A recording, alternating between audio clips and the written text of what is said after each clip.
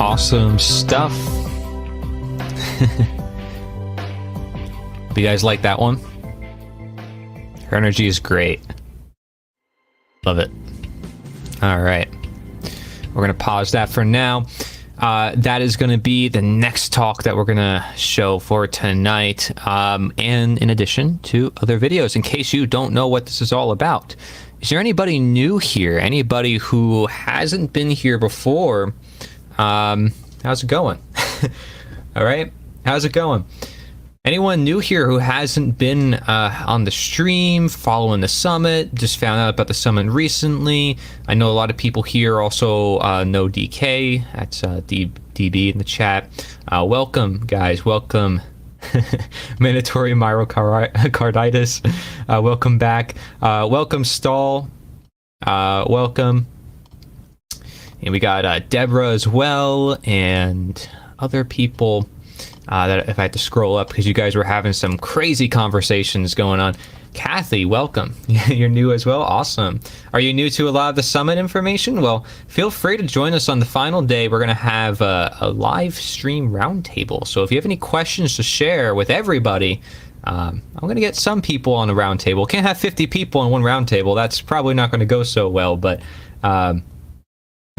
we'll have a few people on the roundtable, and we can get some questions going around. But yeah, feel free. I mean, this is all open dialogue, and if you're new to a lot of this information, that's great. I mean, because if you care about freedom, then this is probably the place to be honest. We have a lot of great talks. In fact, the next talk is going to be very, very good. I love Will Keller. Maybe he's listening right now. He was there in the chat before. About an hour ago, he was in the chat, and he was messaging me. He's like, great work, you know. He's always very supportive, and the guy puts out great presentations. If you guys don't know who Will Keller is, check his work out. You'll find out through the interview as well what he likes to do.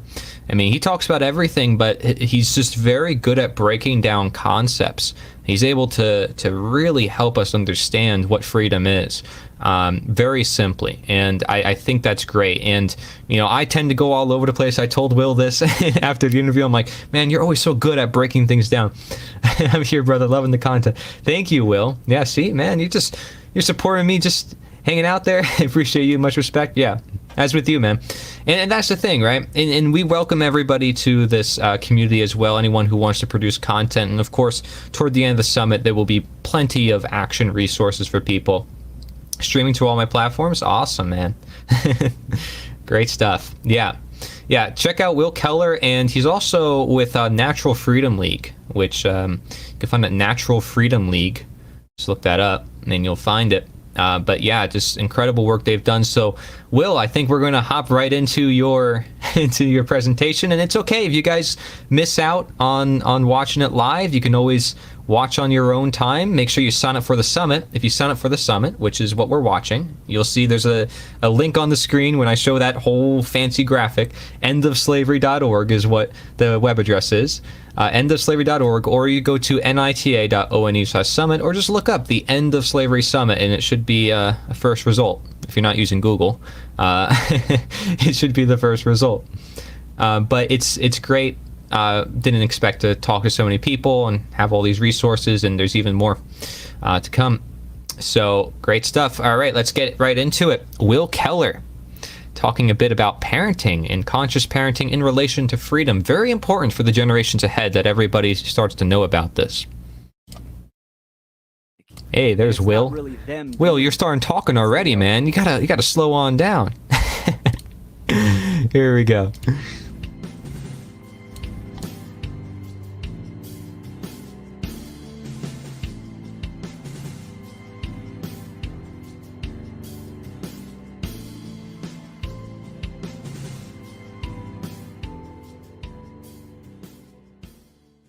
Hello, this is Corey Angelat. Welcome to the End of Slavery Summit. I'm here with a very special guest, somebody who I've known for a while. His name is Will Keller. He's a freedom activist, animist, anarchist, public speaker, and a father. He is the co-host of Natural Freedom League video series and a content creator for the One Great Work Network.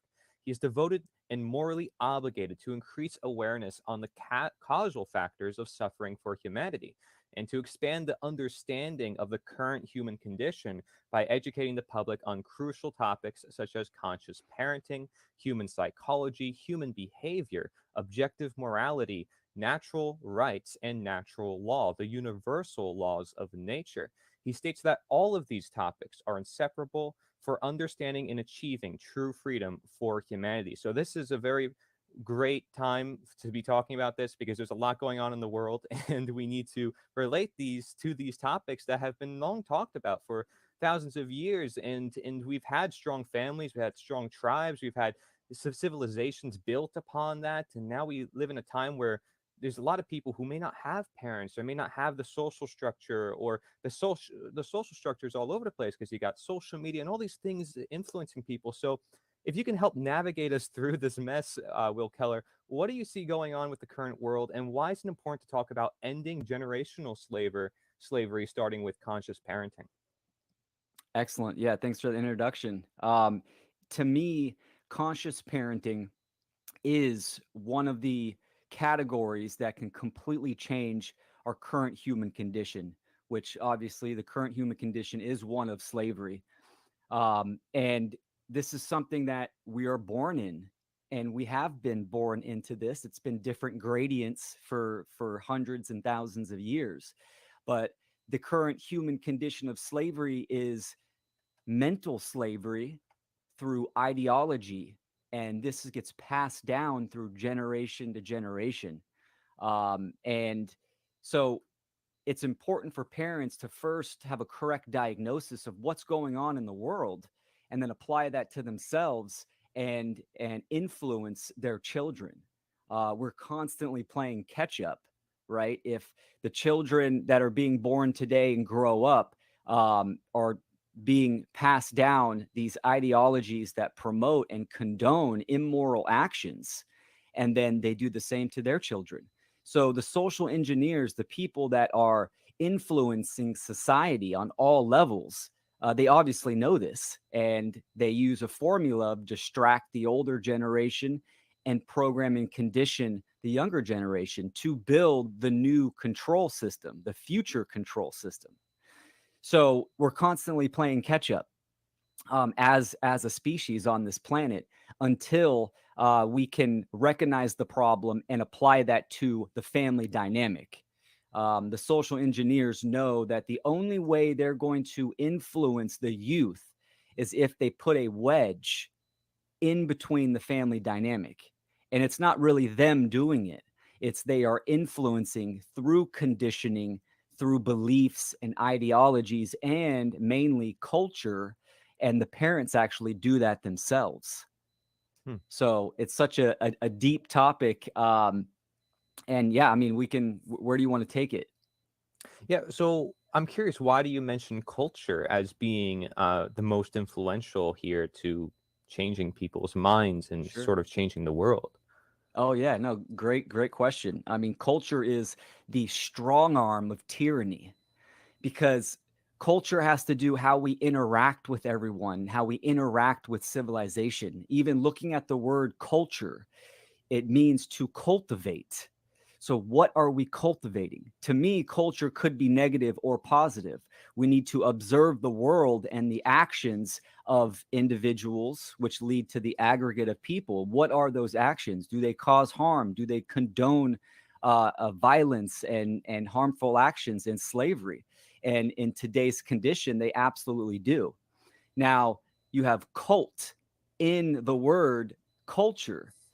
So, what is a cult? A cult is certain ideologies or beliefs that one holds. And if other people don't um, submit to those beliefs or ideologies, then they will be attacked. This is a classic hallmark of what a cult is. Now, if we look at culture nowadays, you can divide it up into various categories. You have entertainment and social interactions. Nowadays, it's social media. You have schooling and the interaction between students and peers. And there's so many different hobbies and sports and all this kind of stuff. This is all part of culture, but ultimately it's the interactions that we have, human to human, right? So this is where the social engineers know this is how they can gain the hearts and minds of the youth. So they infiltrate the entertainment industries. They control what music is popular, what movies are popular, social media apps, and all this stuff. And they can do this. And another big category, which we'll dive deeper into, is schooling itself, the education platform that most people are using nowadays. So this is there to instill belief systems. It's there to shape one's worldview, how they perceive the world and how they think it operates. That's the main goal. And if parents aren't communicating this to their children on how reality operates, then they are pretty much sacrificing their children to culture itself. And culture is going to mold the minds of the youth. And that's what we have nowadays. So it's kind of like an assembly line, right? So, and we see this, it's common. Older generations, they just can't relate to the younger generations. That may be true on some level, right? From just the times are changing, technology is advancing. But what I'm talking about more is about principles, moral principles. They are objective in nature. They are truthful, meaning they do not change. These are principles that are eternal.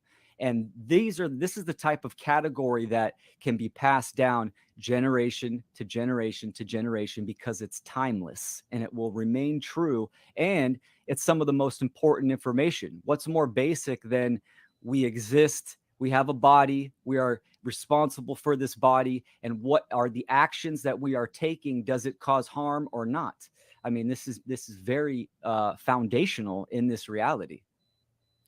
Yeah. So it sounds to me like you're saying, parents got to be careful. They got to be conscious, as you're saying, conscious parenting with what they're doing to their children and what future they're creating for their children, right?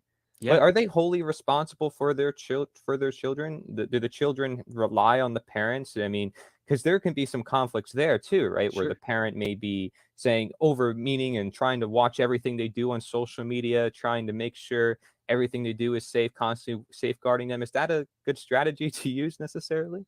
I totally agree with you. You can shelter your children too much, and I'm not for sheltering. We are here to learn lessons. This is the whole point of existing, right? We learn lessons. We learn how to evolve in consciousness and to use this vehicle to gain experience. So I tell parents and a lot in my work that failure is good because this shows what not to do. So, if we break it up into a few categories from ages 0 to 7 or 8, this is the formative years, the formatting years where the child is a sponge and it's just observing and taking in whatever it comes to it, and actually embeds and sets the foundation for the subconscious.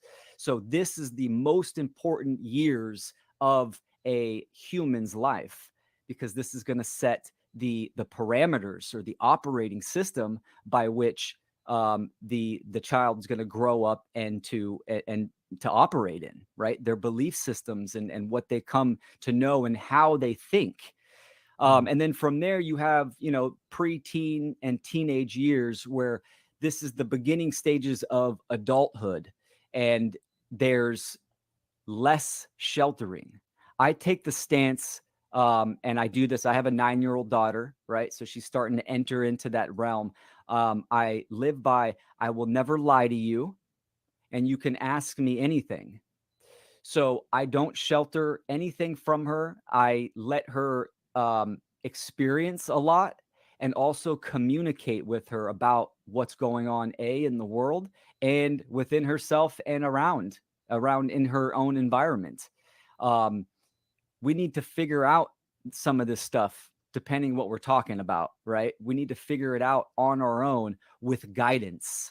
I see parenting as more of a stewardship, or we are facilitators. We are facilitating a young being, their experience until they are self-sufficient in a way, right?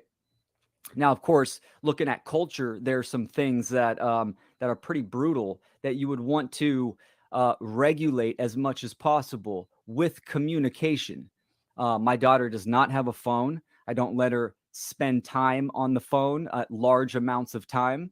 But yeah, we might look a video up and do some research and that kind of stuff when she's curious. So it's really understanding that, especially a young child, they have needs. And as parents, facilitators, and stewards, we need to do our best to fulfill or to provide resources for those needs. It's more of a mentorship than a leadership. I look at leaders as a leader will lead you down their own path, right? So a mentorship is one of guidance. It's a stepping stone in consciousness. So if you're looking at a certain subject that you want to gain knowledge on and understanding, you would look to a mentor that specializes in that field. You would gain knowledge and then move on to the next mentor. So I'm very heavy on mentorship. I think we will have mentors, and we should have mentors all through life. Right. So Yeah. would you say that the parents themselves also have mentors, because you're saying that there's principles that they should utilize and share essentially with their children? So they're actually being guided at the same time, and they're sort of sharing that guide with their children. Is that Yeah, make sense? Yeah. absolutely. I consider my daughter a mentor, and I'll dive into this.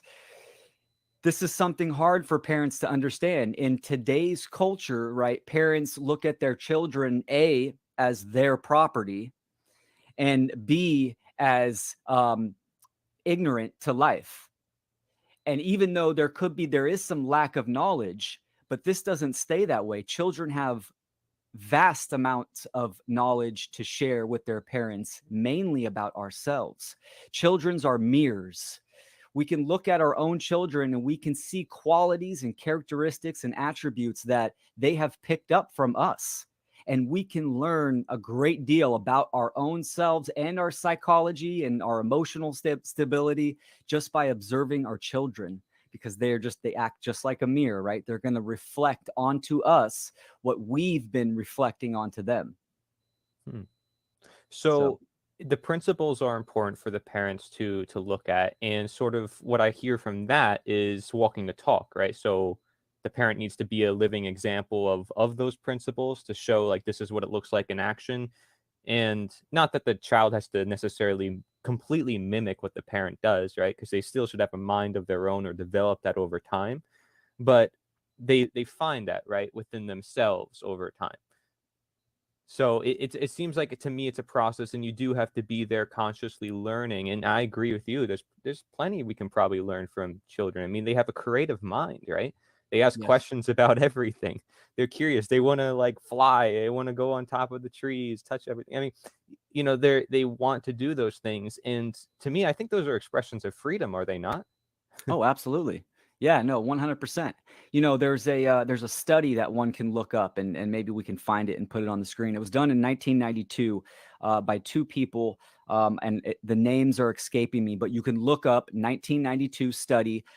Creative Geniuses was like the title of the study. And what they found, they tested about 3,000 children from ages 7 down to 1, right?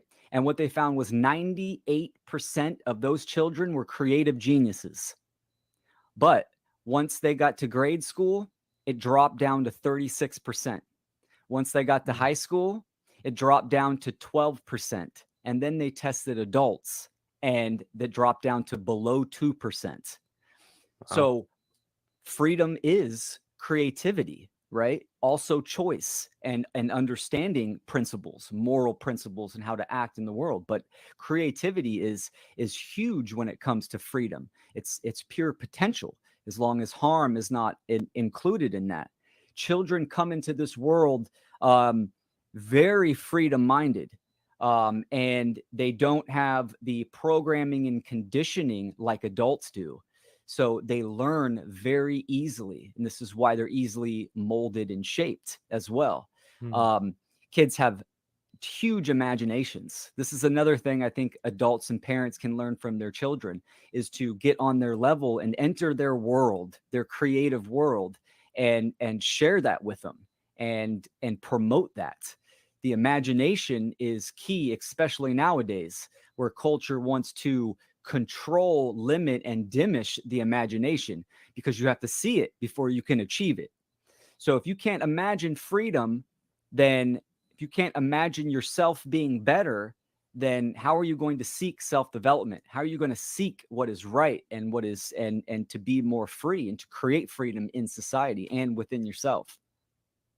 What I see that what may come to mind with a lot of parents is they think, man, well, I'm busy. I'm always working. And so I can't, number one, spend time with my kids as much as I want to. And number two, I can't be as creative as I want to, or as I Yeah. can. I mean, so that could be a conflict too. How do parents navigate that? Yes, big question. I love it. And I'll say one thing: a lot of parents that I've talked to, and I talk to as many parents as I can from all different spectrums.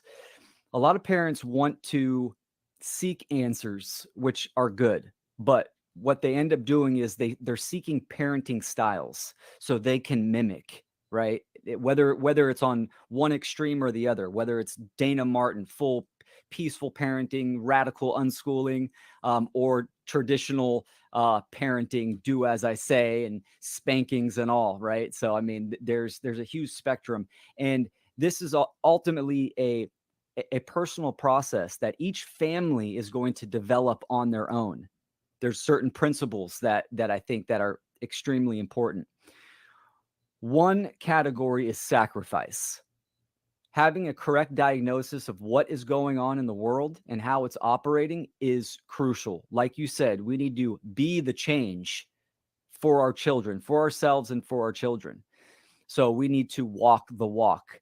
Sacrifice is huge. I'm in a co-parenting situation. Co-parenting situation is the norm, right? Divorce is plummeting. Um, Children growing up in separate houses is extremely popular. It's the majority, actually. So this is a deep topic for a lot of people. Where do they get the time? Both parents work and all this stuff. This is where sacrifice comes into play. Communicating with the other parent is vital. And that can be tricky. That can be hard and sometimes brutal, right? But if you can agree on principles themselves, moral principles, respect, and how you're going to communicate with the child, teenager, this is the middle ground. So parents need to understand that, yes, sacrifice is required. Sacrifice happens all the time. This is something that is natural for human beings because we are sacrificing time right now to do this video. Everyone sacrifices something. We need to analyze that and look at that within our own lives. The majority of parents sacrifice their children when it comes to education. They put them in public school. So they let the state and they let culture mold their minds and implement what is moral. They don't teach morality in public school, but they still tell you that, government is right, and our human rights come from government. Do as you're told. So they're ultimately, propagating obedience and submission to authority. So that's one form of sacrifice, one of the biggest, right? Because as we know, the mental realm is vital. This is the causal factor. So when it comes to subjects like homeschooling or unschooling, I'm a huge proponent of that. Now that can vary for a lot of people. My daughter's mother and I, we homeschooled all the way up to 8, and I say we still homeschool. My daughter now goes to a charter school. It's a homeschool charter school, meaning that she can be with us, or there's a facility she can go and interact with children. It's a Waldorf inspired. It's based on donations. It's great. It's got a lot of things that the state doesn't touch and doesn't mess with. That's the middle ground. That wouldn't be my ideal choice. But see, I'm co-parenting. We have to strike a middle ground.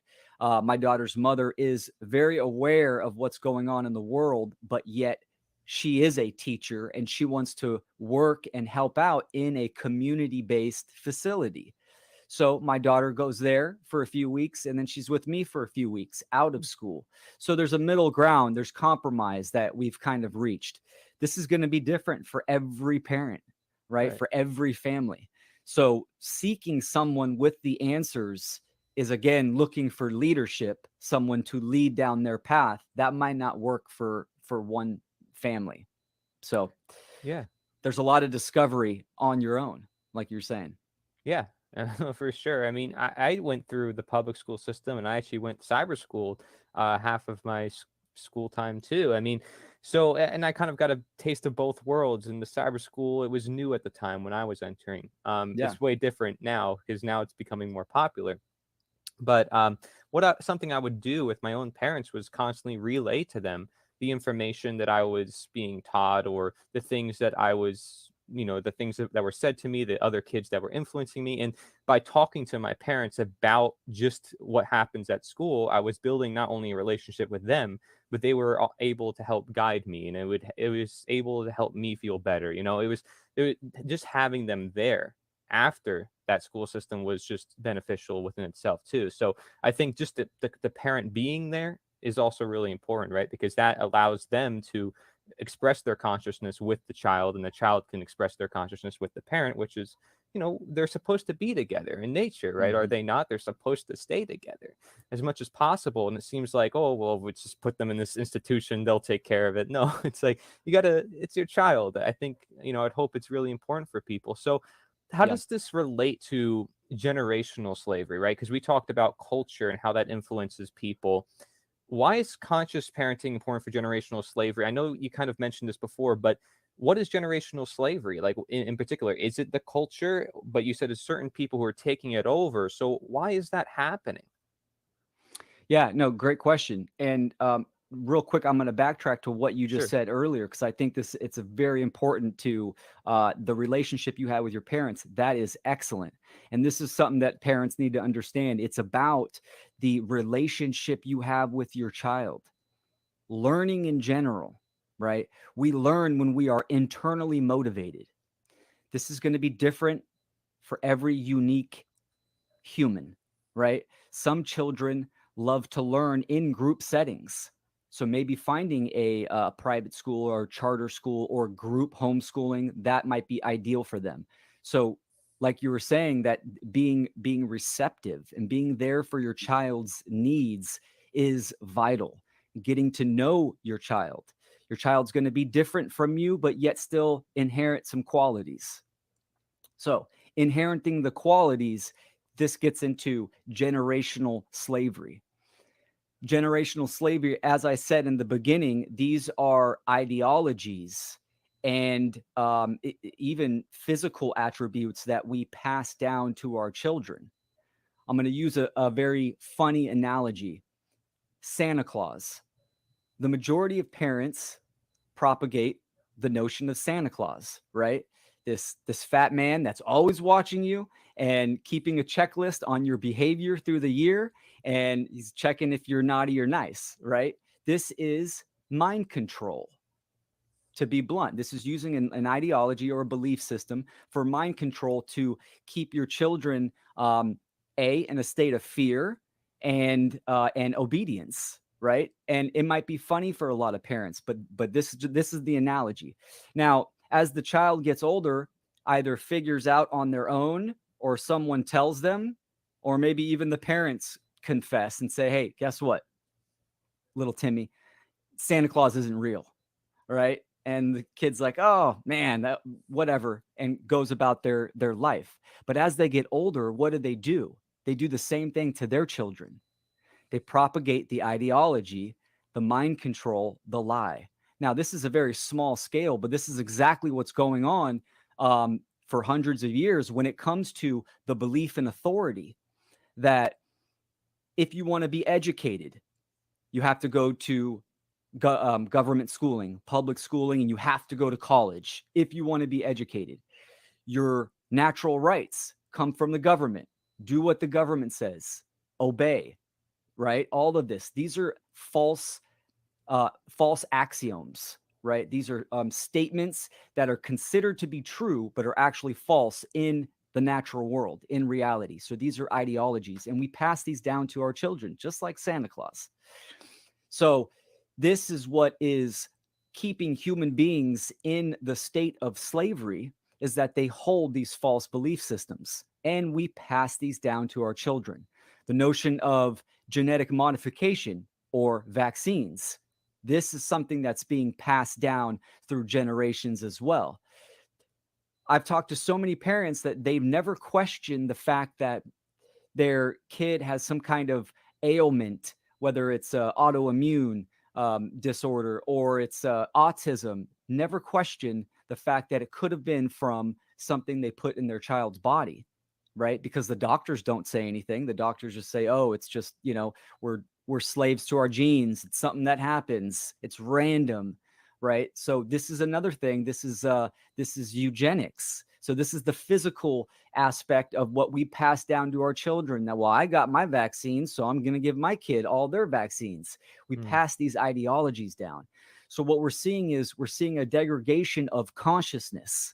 The awareness level is not increasing, and we're not learning as we evolve, because we're not evolving, we're devolving. And it's based upon what we hold in our mind, the knowledge and the information, and then how we apply it.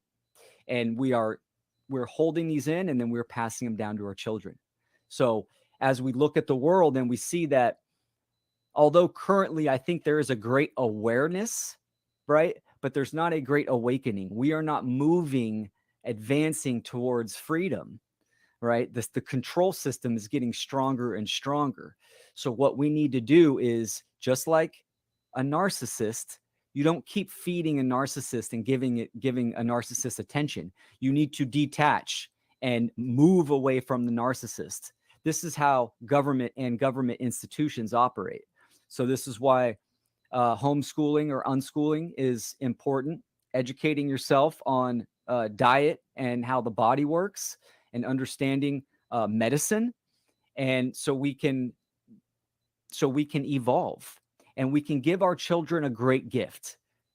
We can be their freedom advocate, and we can give them the gift of knowledge, and they can take the torch and they can pass it down to their children. We are creating a process of evolution, right? The social engineers know that, well, they plan hundreds of years in advance, right? They're not planning 10 years, 50 years. They're planning 100 years in advance. They have a goal where they want society to be.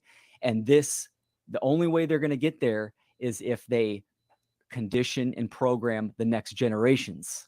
So, yeah, so people giving their consent one way or another to the system because they're unconscious, or they willingly consent and say, well, yeah, I mean, I need it. It's good for the common good. It's for the greater good, justification, right? To make a right.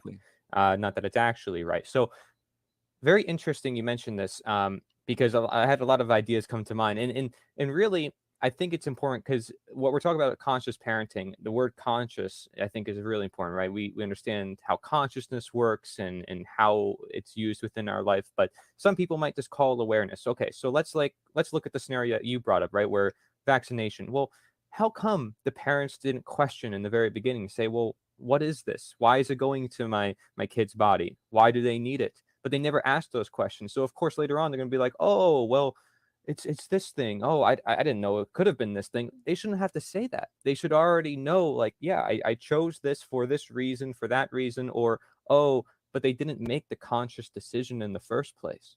So it's like same thing when we go to the supermarket and buy something. Do we know where our money is going? Do we know what we're supporting?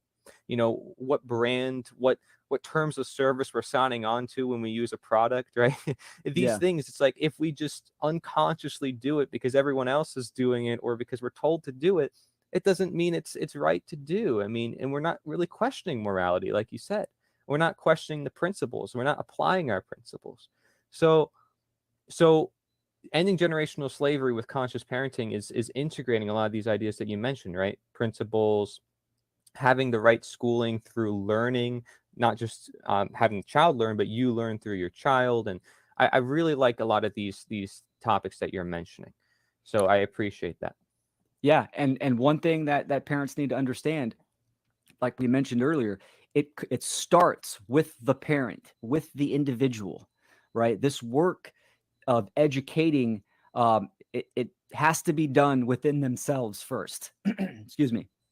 Because the reason why no one's questioning, why people are unconscious to a lot of these topics, is because this is a part of generational slavery, right? These are ideologies that are embedded in the subconscious, meaning that it's a part of their habit, right? This is deep down into the shadow aspect. This is the unconscious realm.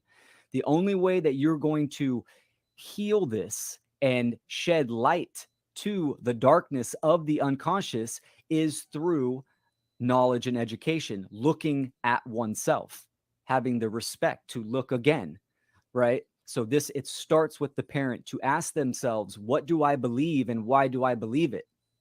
Right? On all aspects, health, morality, government, what's going on in the world, all this kind of stuff, and shining the light on that to bring the unconscious to the conscious level. Right. And it Yeah. would help if those parents also had parents of their own that did the same thing with them, and you kind of made it easier for yourself longer with time. But that's not to say that you can't change things now, right? If you're a parent and Sure. let's say you had parents that did not teach you any of this stuff and did not go as much about consciousness as we're talking about right now, you can still take the change, right? And navigate through it. Where do they start though? You know, where do they start with their consciousness and to say, well, this is how I should start with my children. This is the first topic I introduce to them. This is how I get them to escape this government belief system. How do they navigate that in today's world? Would you recommend any particular resource or a particular way of starting that? Absolutely. And one thing too, once we're a parent, we're always a parent. So, I get it a lot. People are asking me suggestions for older, well, now adults, right? They're children, but they're adults. You're always a parent, meaning you always have influence on your children, no matter what the age, right? So, we are not responsible for the trauma and the conditioning that we experienced when we were young children, but we are responsible for our healing and our growth and development as adults. That is very important. For young children, the two topics that I always tell parents to just start on, right?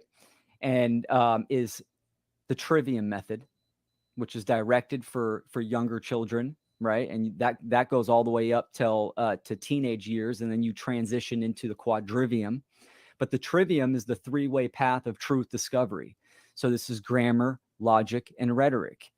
And there's some good websites. We'll mention the websites. We'll put them in the description. But understanding the trivium and what it is, gathering information, processing it, thinking about the inconsistencies, and then outputting it into your rhetoric, which is your behavior. This can be applied for young children if they want to know about oak trees, right? Well, let's go gather the information. Let's go out in the natural world. Let's try to identify an oak tree. Let's make sure this is the oak tree. Bam, there's the oak tree. Let's build a swing, right? So we can promote these things, but the trivium is important because it teaches you how to think, not what to think.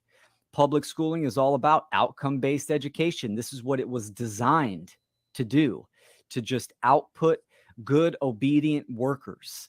They're going to teach you, speak into you, which is what indoctrination is, what to think, and then put you out into the world and, put you on the conveyor belt. So understanding the trivium method, which is how to think, and also understanding nature and the principles by which nature operates, natural law principles, the metaphysical and the physical. A good place that I like to start is a garden. A garden is just like the mind and body as well, right? We sow seeds, we reap what we sow. You can actually play with and interact with the natural forces in the garden by the seasons, cause and effect, the elements, right? Soil, water, care, sunlight, all of these. These are all very simple principles. Kids love to play in the dirt anyways and play with bugs and plant and stuff. So first understanding what are the natural law principles, right? And the trivium method. These two, these are the two categories that parents should focus on and promote all the way up well into the teenage years. Through these two principles, the child is going to fall in love with learning. This is the goal. We want our kids to fall in love with learning and then send them on their way. If they know how to think and they know how reality operates and how to act in the world, what more would you want? They're going to learn and figure out what they want to do, instead of the parents imposing and having psychological transference, their psychological and emotional baggage that they put on the children, hoping, oh, my kid is like this, or grows up to be a doctor, or grows up to be a lawyer, or whatever, right? We put this kind of stress and pressure on our children. So, yeah, that's a good Beautiful. place to start. Beautiful, Yeah. honestly. I know it's a lot, but yeah. No, it's beautiful. I mean, I even interviewed a former school teacher. She was like over 40 years in her profession, right? She teaches all sorts of different subjects. And she's telling everybody, just like, get your kids out of the school system now. Just no matter what you do, just get them out of the school system, because there's so many other options in her view. She's done so much research on this that she's like, hey, you can hire a private teacher. They can take certain hours, and then you can take certain hours, and you can configure so much. And now there's like, co-ops and people doing get-togethers where like you said, maybe there's a community garden. They're all growing this garden together. It could be not just yourself. You don't have to be the only person working this garden. You have other people working on it. Maybe the churches want to get involved. Maybe that's not always the best idea, but maybe the churches can help with getting the community together. And then from there, you still have your child. Your child has a mind of their own. Doesn't matter, right? Like, I can go to a political party, right? You can go to a political party organization, and you and I, we both know that there's universal, timeless principles we call natural law, right? So no matter what is said there, we have a filter through our brain that we take in that information, and we can still discern. As Tobias Lahr says, learn to discern. We're able to look through the information and say, well, does this validate? Can we, let's apply our trivium method. Does this make sense, right? And so that is a process, I think, once you build that in your child, like you're saying, well, then it doesn't really matter. Whatever comes to them in this life, whether it's fear, distress, the government is imposing different conditions, right? These bunches of people, well, they can be able to navigate through that easier because they were built with this guidance that they got from an early age. So I think it's beautiful that you're sharing that with us, Will, and that you make that more of a focus, because I think it's something that is really, really important for our generation. And so, that's every generation, though. You say generational slavery. I mean, that really solves every generation, right? Which is freeing your own mind. And how do you free your own mind? Well, you need a little bit of guidance to get there, right? So it's interesting because, freedom is this thing where it's like you don't have anybody helping you or directing you or telling you. No, freedom still requires guidance, we're saying, right? Or there needs to be some sort of self-control that creates that freedom. So kind of talk to us about that in regards to, let's say, multiple parents or multiple people, right, together in this world, such as the world we have now. We have a system that we call government in our existence, and it's telling people what to do with their lives. And there's many people who are willingly going along with it. And you and I, we look at this, and we look at this in the lens of universal spiritual principles. And as you mentioned, it's all just opinion and ideology. How do we get that to people in an action way? We're all adults. We all, we're, I'm not saying, hey, Will, you're my child, or you're not saying I'm your child, although I'd love to learn from you. And I think we could all learn from each other. Like you said, there's never not a time to learn.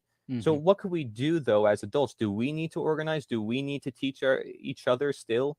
Is there things that we as adults need to do action-wise to change the world and get rid of these systems that don't belong? Great question. And I will say too, parents should seek out community.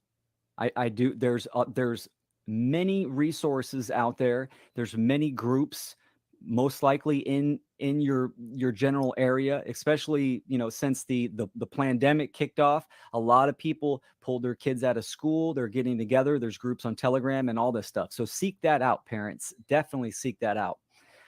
Yes, parents, adults, we do need to get activated, right? And my stance on this is it's tapping into my inner child, and we need to create art. I'm a firm believer of this. The question is, how do we reach the unconscious minds? To reach the unconscious, no one can do that for another person. Only the individual can. Only the individual can shine awareness in the inner darkest parts of them, right? The false belief systems, what we were talking about with generational slavery. We do this through the heart, meaning that we inspire people. So we create art, and art has unlimited art forms, right? We are doing art right now. And then when you put this out, it'll become an artifact. People can watch it, and then they can absorb some of the energy that you and I are we're radiating here, and they could feel that, even though it's on a video, but still they can feel that. That's a form of art. There's dance, there's writing, public speaking, all this kind of stuff. These are art forms, right? This is action expressed, right? Physical action expressed, and that is art. So I think people, once they do the inner work, right, of self-development and gaining an accurate perception of what's going on, absolutely. And they should be that mentor for their child about speaking out on injustices and creating art forms with the message of truth and freedom and morality, and put that out to the community. I mean, this has great positive effects on a child when a child sees their parent involved in community, because no matter what anyone says, we need to be involved in community, local, and then on a large scale as well. That it always starts with the inner, within the self, and then that expands out. So get involved with your local community. If you can't find a group, start a group. Start a homeschooling group or a get together where kids can interact with each other and parents can interact with each other. So unity is in community. So we need this. It's extremely important. And the phrase that I use is no leaders, more artists. And this is a process of self-discovery. Each person needs to discover within themselves through their own talents and attributes, and then express that into the world with the message of freedom. Okay, so with independent media, a lot of people are producing a lot of content, right? They may be expressing a lot of these art forms. Do you think that they're heading in the right direction when it comes to this message of, trying to free the world from this generational slavery? Do you think them just bringing light to these ideas, maybe talking about news stories or talking about the left versus right, do you think all of it is productive essentially because they're just spreading ideas and people can discern for themselves, but they may not know how to discern? So how is independent media really assisting our efforts for freedom? Do you have any suggestions for independent media or the people who are producing content? Yeah, great question. I do think that a lot of the alternative media, independent media, they actually operate just like the mainstream media, meaning that they focus on the effects of the world. Now, the effects of the world, right? All these dialectics, the current events that come, and it seems like they're speeding up and they're changing at a steadfast pace. These are just the effects. This is not where the change lies, right? And a lot of the independent media, they constantly focus on these effects. When I look at someone's work, I want to understand if their message, their core message, is about freedom and how do we achieve it through morality and right action. This is a huge part. So shining light on some of the effects can be good because you can see the effects and recognize that there are problems, right? That kind of sparks an awareness. But how do you create change? This is through the causal factors of understanding what slavery is, what freedom is, how do we get to slavery, and how do we get to freedom, right? The why question, the most important.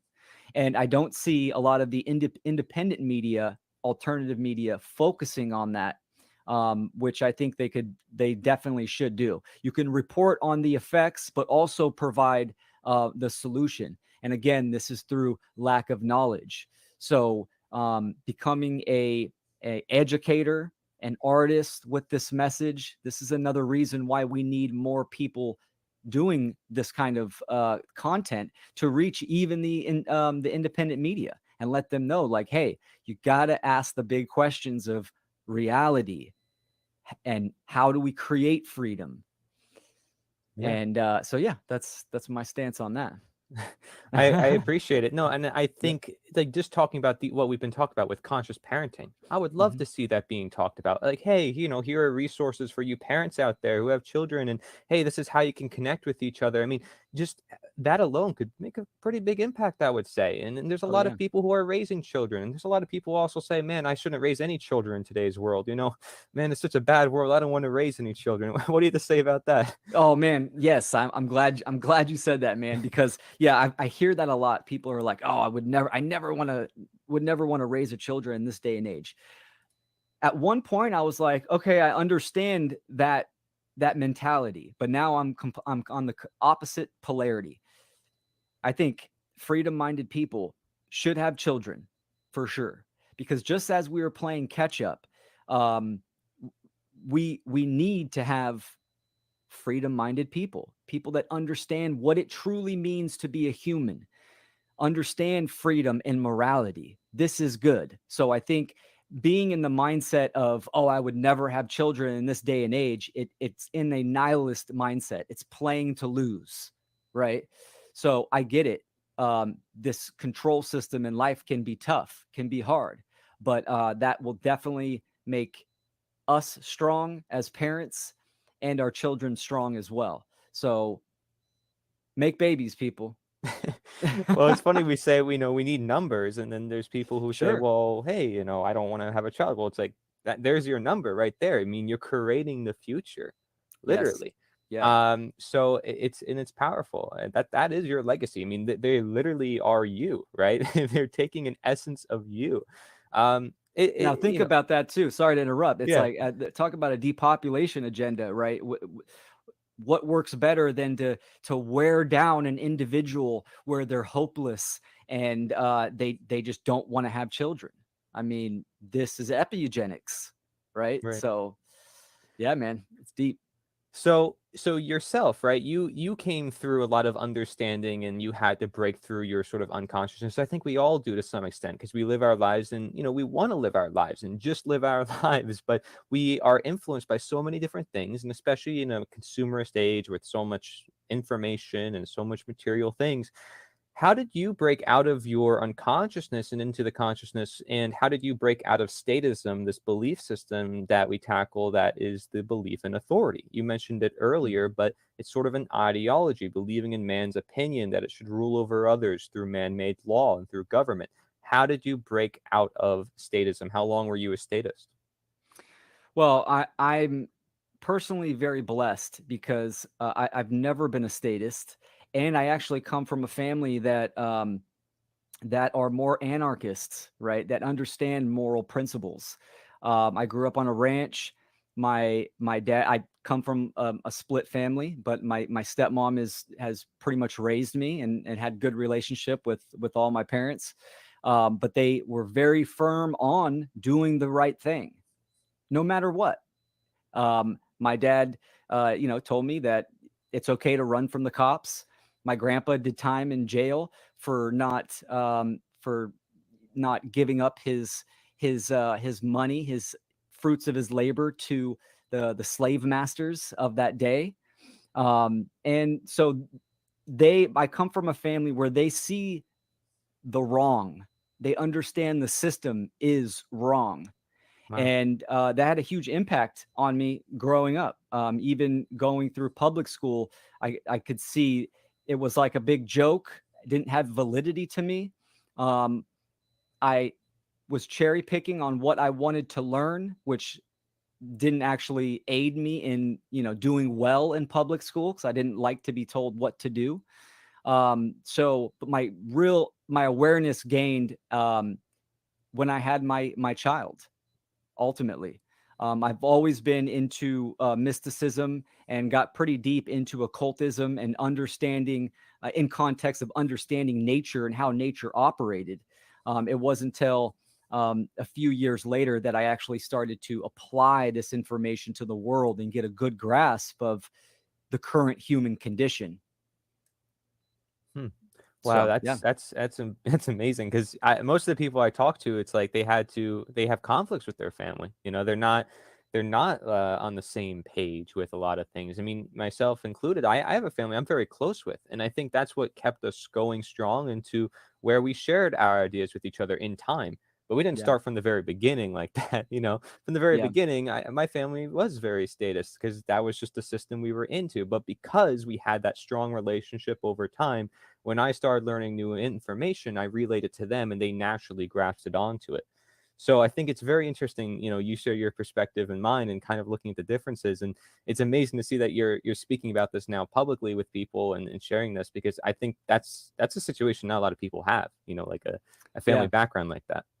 Yeah. Oh no, I'm very blessed. And even though if you ask my parents, do you consider yourself an anarchist and stuff like that, they would probably say no. But those are just labels. Right. What's the principle and the action behind it? And that's what was instilled in me as a young age. So as I got older, I recognized how I was raised, and especially having a daughter, this flipped the script, and I had to change myself and the moral obligation to speak out as well. Beautiful, So, man. yeah. Thank you so much for sharing all of that. And if there's anything else you want to share, because we're almost reaching an hour now, but Sure. let me ask you a question. What made you grow out the beard? It's been a while. I've seen you didn't have the beard for a while. I don't know if you Yeah. ever talked about this before in an interview, so I figured to Cool. ask. I love it. Yeah, no, my daughter Yeah. said, "Dad, I want to see what you look like if it's you have a big beard and you look like Gandalf from Lord of the Rings." And I said, "Well, let's do it." So I started growing the beard. My hair grows extremely fast. This is only like 6 months, 6 or 7 months. And yeah, but she's like, "It's time to cut, Dad. You can cut it down. It's getting a little crazy." So No, I think it's awesome, man. Are you yeah, sure you no, it didn't watch works. my Lord of the Rings presentation? Is that is that not it? That's good. Yeah, man. Great presentation too. So Hey, yeah, you she got she great likes to presentation. braid it. She practices her braiding skills on there, and yeah, what her dad's for.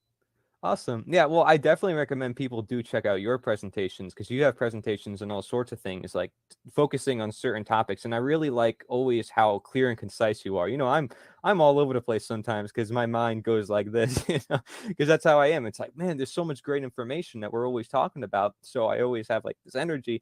I don't know what to do with it, but you're very clear and concise, and I appreciate you for doing that. It's always something I admire in your works, and I definitely recommend people check out your presentations because you have really beautiful slides, beautiful way of presenting. I've always admired the professionalism and how you go out in the street, right? You want to share a little bit about how you do some street activism too.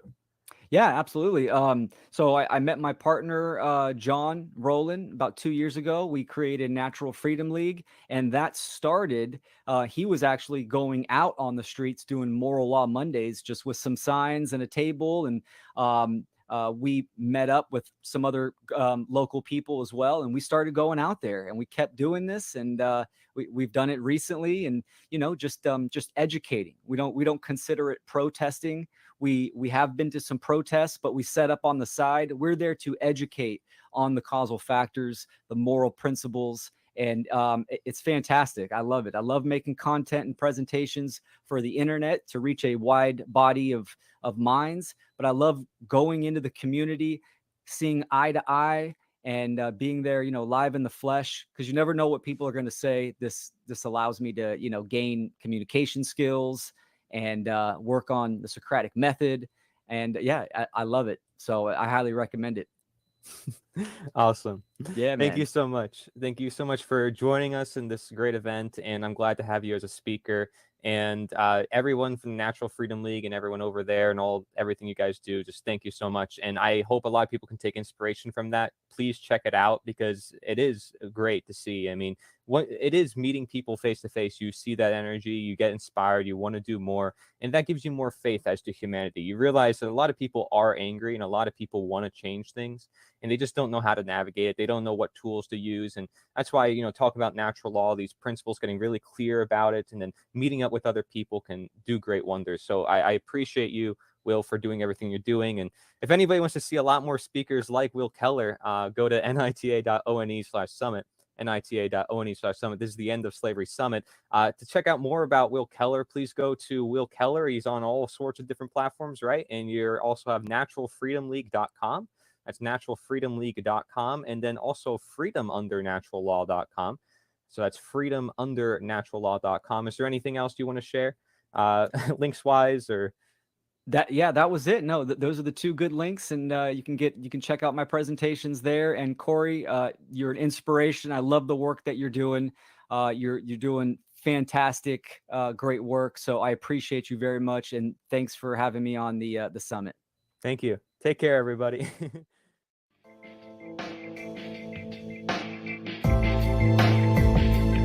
Alrighty. Good stuff. Will Keller, the man, the legend. Awesome. Good stuff. Okay. Well, we have one more, and it looks like he just entered the chat. Probably intentional. One more interview, but also some videos at the end that are pretty helpful as well. So if you decide to stay tuned, you'll get the full show, basically. In case you're completely new to the whole event here, I'll go on camera again. Show my horrendous self. What's up? How's it going? Good stuff, Will. Great stuff.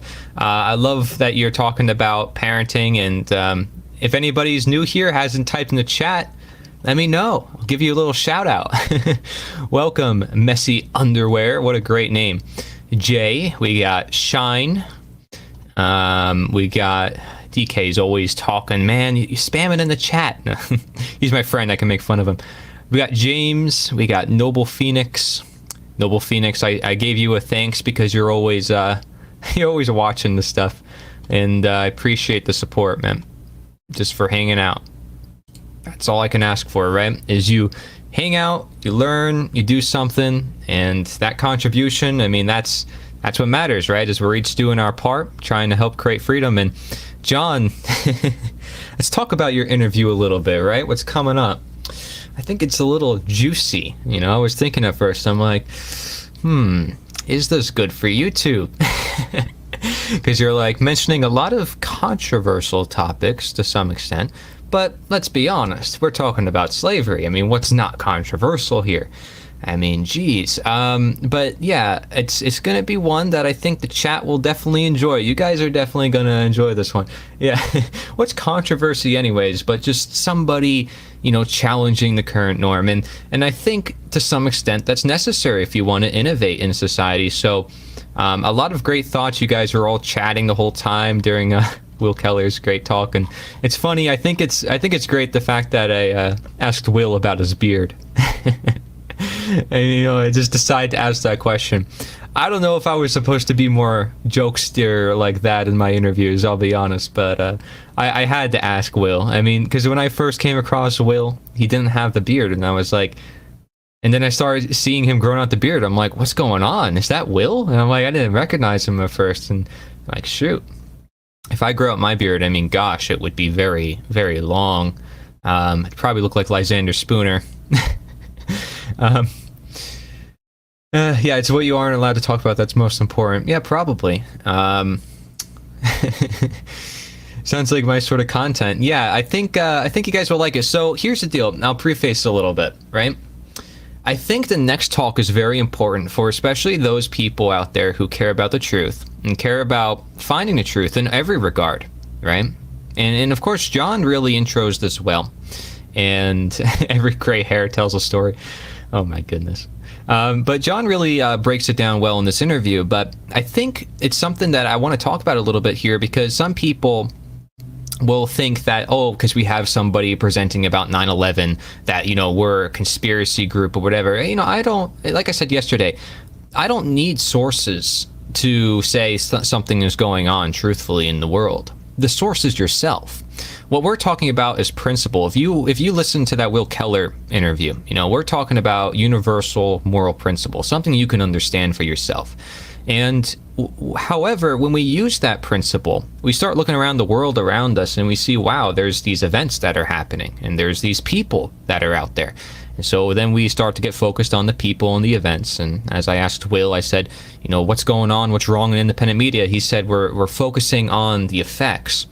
That's sort of where we tend to focus. And even with conspiracy talk, we might focus with that, right? Because we're focusing on what happened, what was in the past. And, you know, did you believe this and did you believe that? And it's a lot of it's speculation, or some of it is like right there in your face. And you're like, why aren't people understanding this? Well, John and I really break down the whole idea of conspiracy, which if you do break it down, yes, it means to breathe together, as John just put in the chat. So this is going to really correlate truth and conspiracy together, because some people are like, well, why are we talking about conspiracy? And then other people are like, man, you know, I love talking about conspiracy. It's really important. So this, we break down the mentality, we break down why it's essential to really think for ourselves, and sort of conspiracy we can see as natural, you know, quote unquote conspiracy. Talking about it is sort of natural in a world where you realize you're lied to one way or another.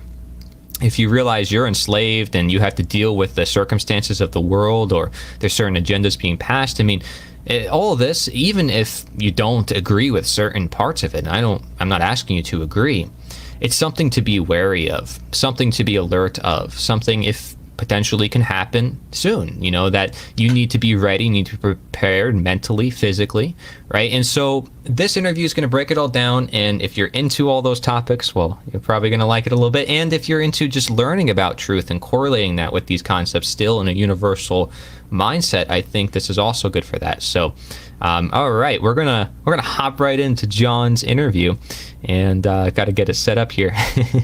Yeah, so I figured a lot of you guys would like that here. Let me make sure I get in here and play Mr. John Roeland, which his channel, by the way, for those of you who don't know, is Natural Freedom League. Okay, Natural Freedom League is his channel. It's also mentioned in the interview, of course. All right. We're gonna skip that. All right. John Roeland, everybody.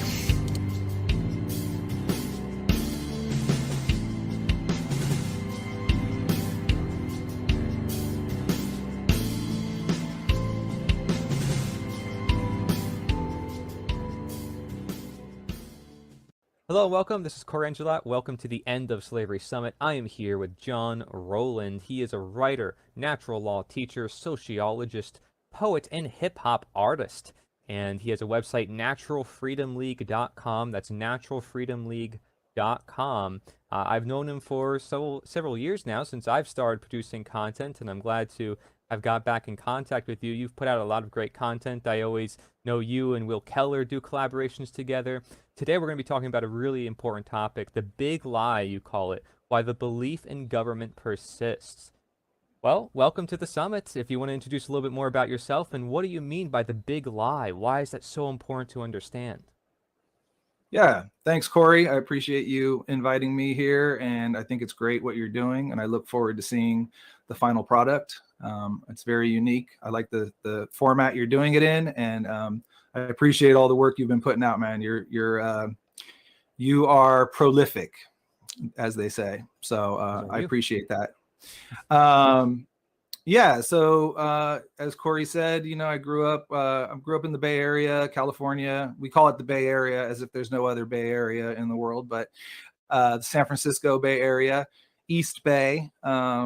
past Oakland, so in the suburbs, and grew up Bay Area is very liberal, and grew up very liberal minded, but always with a sense of something is wrong with the world. One thing I always think about is my mother always being sort of enamored with the Kennedy era and Camelot, they called it, and yet knowing that he had been assassinated, and something in my intuition telling me that the official story was not correct. And this is when I was at least in high school.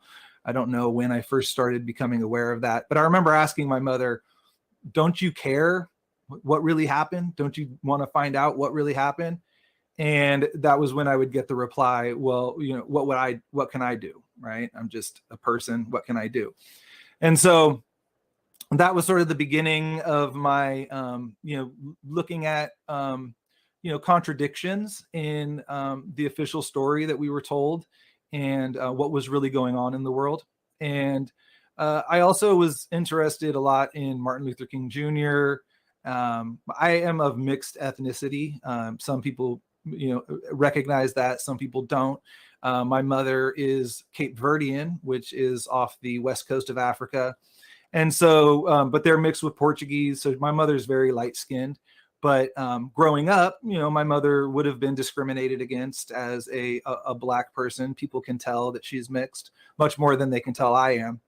And but growing up in that atmosphere and then listening to hip hop, I sort of identified with the struggle and got into Martin Luther King, Malcolm X, what they were doing, the civil rights movement. As I went into to college, learning more about the Black Panthers, and specifically learning there how the government infiltrated the Black Panthers and broke them apart from inside, like basically sent in people to break up the movement from the inside out. And this is called COINTELPRO. You can look this up. It's Hoover, said that they were the most dangerous group in America. And so, this kind of led me down that path of, the government was not to be trusted, and what was really going on, and what's the solution. And this is a long journey that we go on, right? Like when I first got out of high school, I remember being excited to be able to research things that I wanted to learn about. I did focus a lot on religion. I was drawn at an early age to a lot of New Age information, kind of going down that path, spirituality, as well as sort of questioning the official narrative. So yeah, and then it's honestly been a slow progression. I mean, I think uncovering within the last 5, I'd say starting in 2016, getting involved with the health freedom movement in California, understanding the dangers of vaccinations, and getting involved with protests and things like that. I became more active, and then discovering the work of Mark Passio and understanding natural law, and really looking at that as the solution. And that also inspired me to take further action. What I saw was in the health freedom movement, you had a lot of groups who were sort of grassroots propaganda to push back against the big pharmaceutical propaganda.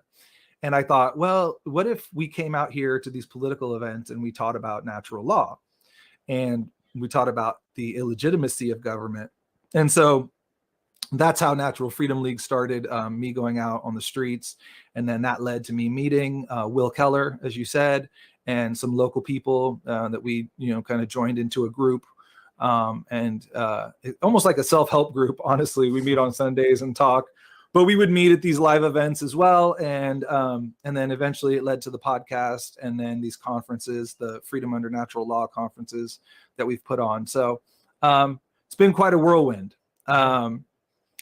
And as I listened and learned about anarchy from the different researchers and teachers, Mark Passio, Larkin Rose, and again, being involved in the health freedom movement and following the work of, Del Bigtree and the High Wire, and, trying to, I have my own life as a father, and trying to navigate How do we find solutions to this? How can I play my part to wake people up? And, I'm just going to go into this. This is a bit of my coming out party, Corey. When I was involved in the health freedom movement, I used to hear people say, "Oh, what? You're an anti-vaxxer? What are you, a flat earther too?" And I always thought, what a weird thing to say, right? Like, you're talking about this thing that happens very personally to people, that their kid gets injured and they have concerns, and and it's very real, genuine concern of something that actually happened to you. And to equate that to the most extreme conspiracy that you could think of, I always thought that was odd, that that phrase was sort of in the nomenclature of society. And so I remember at the time, this must be around 2017, I thought, well, how would I know? Right? Like, that's basically what I thought about the flat earth thing. Like, how would I really know?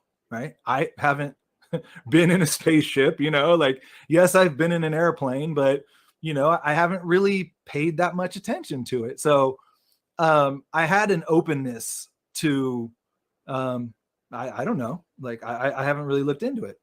Right. And so seeing people in the freedom movement react so emotionally about the flat earth theory, kind of made me even more intrigued. And so it's a funny story. One time I was with some friends, and we hadn't seen each other in a while. And I was always the conspiracy guy, right? Even before Benny Wills. No, just kidding. But I would always go over, and they would always have like the new conspiracy, right? Well, have you heard of this? Have you heard of this? And some of these conspiracies are, I'll say innocent, but they're very interesting, but they were kind of getting into a political conversation, and I brought up, a lot of, hey, well, all of these people are Satanists, and they were like, well, where are you getting this information from? And I kind of told them about what on earth is happening, and I was getting kind of passionate about it, because at the time I was really into Mark's work, and it was opening my mind to, how they mind control us. And, these guys are arguing over, Bernie Sanders versus Hillary Clinton. And, and I'm like, they're all on the same team. It's the whole system is working against us. Mm-hmm. And my friend, who I grew up with, he got very upset at me. And he said, "I'm not a flat earther either, John." And it was right in that moment that I'm like, I'm going to go look into this, I'm going to go, like, it's like because I remember saying to him, well, Mark Passio's not either, I'm like, but it was like, he kept saying to me, another thing he kept saying to me was, it's all conjecture. It's conjecture. And I'm thinking, isn't almost everything conjecture? Right? Like, how do we know? I mean, he's talking about a book he was reading about Napoleon, and how Napoleon was fighting the against the Catholic Church, and I'm like, how do you know that that's real? Right? Like, exactly. I mean, yeah, great. Like, you're reading a book, and I hope you're sourcing it and you're looking deeply into it, but that could be considered conjecture as well, right? I mean, right. For me to say, all of these guys are, they're in secret societies. They're, oh, that's conjecture. Well, it's not, though. It's not. Like, when the same thing happens over and over and over again, you start to recognize a pattern if you're willing to open your mind and see that. Right. So anyway, I did go down the flat earth rabbit hole, and I found the work of Eric Dubay. And to me, it made sense. It made sense to me. And I was able to, I think this is very important. I was able to, and this isn't meant to be a flat earth talk, but right. I just want to be open about this. And, I've mentioned it before, but I think it's kind of gone over people's heads. But there's two models, right? And if you can get out of the model that we're in, the globe model, and look at the other model and look at them separately, then you apply what you experience. So one thing I wanted to talk about is point of reference, right? So when we're having a debate about something like this, like, what is your point of reference that you're coming from? And to me, once I got to that level of looking at those two models, my point of reference became, what do I observe with my five senses? And it really opened up my mind to, I've lived my whole life not really paying attention to what the sun and the moon do every day. I mean, this is going to make me sound kind of dumb, but I'm okay with that. But at that moment, I think I didn't realize that the moon rose in the east and set in the west, just like the sun did. I mean, I literally think my whole life, I never really considered that until that moment. And it also had me flash back to junior college when I took an astronomy class, and I really struggled with understanding the phases of the moon as it's taught in college.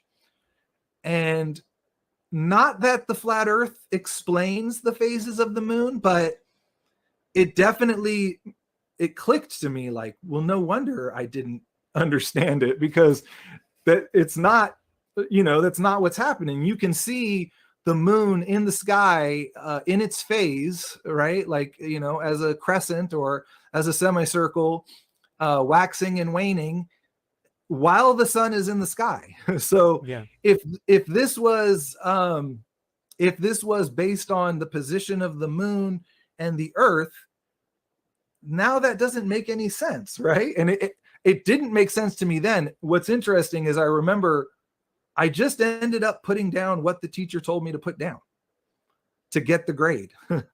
Yeah, but I remember not understanding it. Like, wait, how can the sun, like, how can the moon, why is it, if the earth is moving, why does it look, when you see the moon cut in half, it doesn't look like anything is moving. It's just cut in half, Yeah. And so anyway, moving on from that, again, in the community, being involved, Natural Freedom League, we became a part of the One Great Work Network, and hearing how emotional people in the freedom movement, I call it the freedom movement, separate from the truth and freedom movement. I think they're two separate things right now. I think that freedom relates to truth, but I think that some people in the freedom movement are just focused on like creating freedom, and they're not concerned anymore with uncovering the truth. And that's what made me think of, wanting to talk about this. I mean, I've thought about making presentations on this. I have actually started like an outline of a presentation on it. But the concept of the big lie, I'm going to read a little excerpt here from good old Wikipedia. Sure. But Wikipedia is a good place to kind of start your research. A big lie is a gross distortion of or misrepresentation of the truth, used especially as a propaganda technique. The German expression was coined by Adolf Hitler when he dictated his book Mein Kampf to describe the use of a lie so colossal that no one would believe that someone could have the impudence to distort the truth so infamously. Hitler claimed that the technique had been used by the Jews to blame Germany's loss in World War I on German General Erich Ludendorff, who was a prominent nationalist political leader in the Weimar Republic.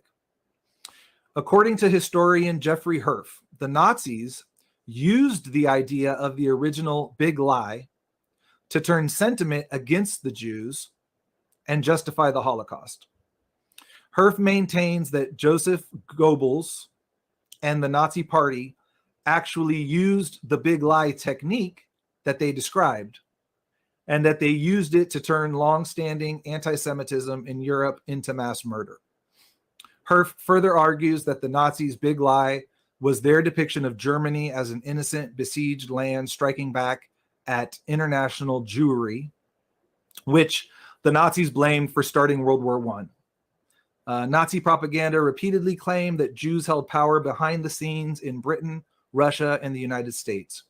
It further spread claims that the Jews had begun a war of extermination against Germany and used these to assert that Germany had a right to annihilate the Jews in self-defense.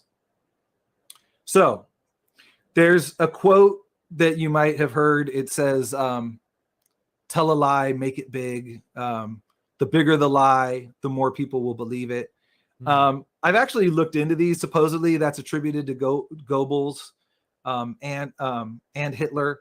Now, Hitler, clearly they say he did say something like this in Mein Kampf, but if you look into it, you can't really find a quote where Goebbels actually said it. But the reason why I think that this idea is important is because I see conversations online, which I really hate participating in, the social media debates. It just seems really unproductive. I agree. But I watch it though. You know, I go there for the drama. But I really see, I see people in the truth community, well, the freedom community, saying, why would they lie?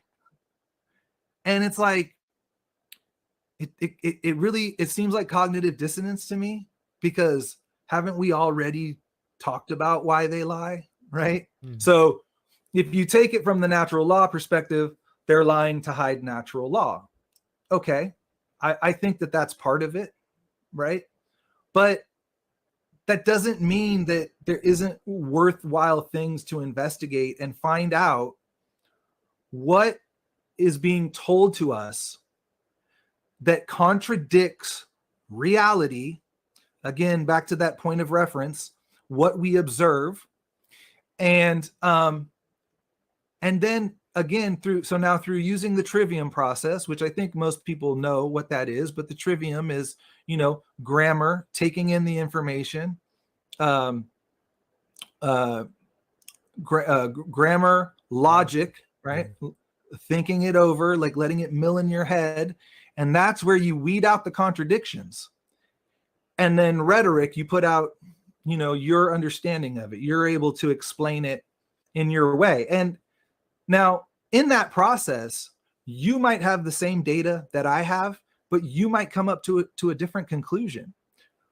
What's important is you being authentic, being able to speak your mind and share your perspective and put that information out there so we can further the conversation.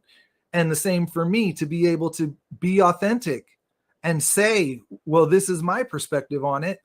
And that we should all be open-minded, and we should be having this debate, and we should be trying to have discipline in our discernment. And what I mean by that is, if you have, this is just one example. I've written down a lot of examples, but I'm going to use this one. You have someone like Joe Rogan, who, I don't know how long ago, maybe 5-10 years ago, was the go-to guy on the moon landing conspiracy. I mean, you can find videos of Joe Rogan really, expertly breaking down all of the problems with the moon landing.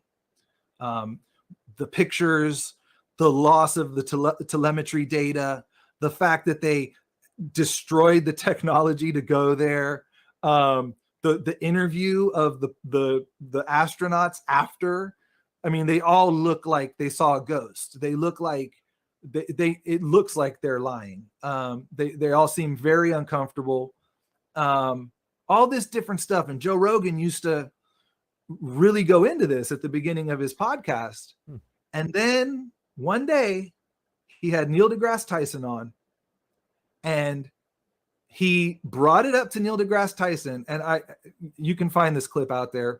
Neil deGrasse Tyson said, well, we know they went to the moon because they had enough fuel in the rocket to take them to the moon and back. And that fuel is gone. And that convinced Joe Rogan to not discuss that conspiracy anymore. Yeah. And I mean, I don't know how you take that. Someone else may take that differently. I have a friend who's not as much of a conspiracy theorist as me, but he just said, well, John, some people change their opinion. To me, that doesn't logically make sense. Right?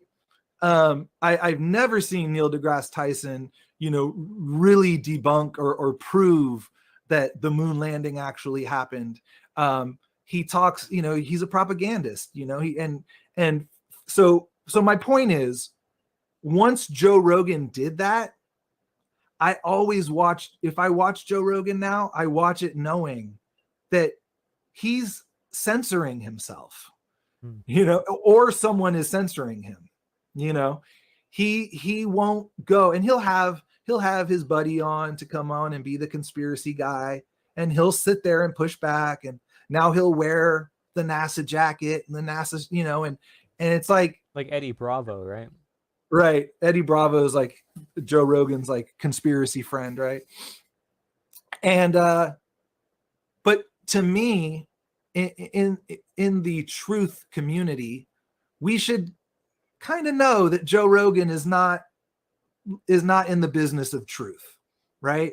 Joe Rogan is there to kind of be a gatekeeper, and I do watch his show sometimes, and it can be kind of interesting.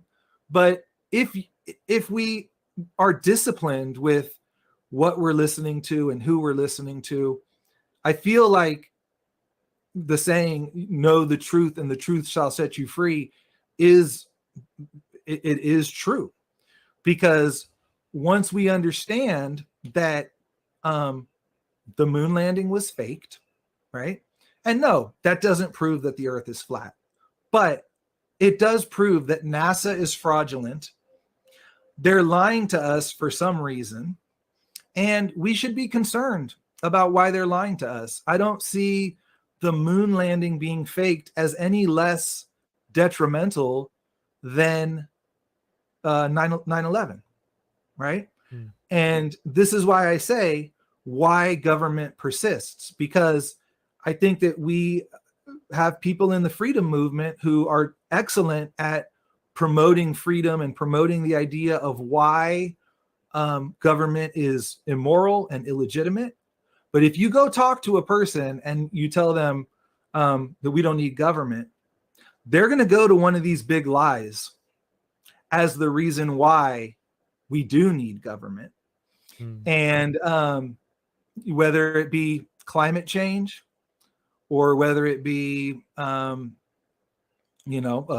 pandemic, right? Like if we can, as a truth and freedom community, come together, we need to look at each other as modern day philosophers, and we need to hold each other accountable for the things that we say, and be able to have open dialogue and critique each other.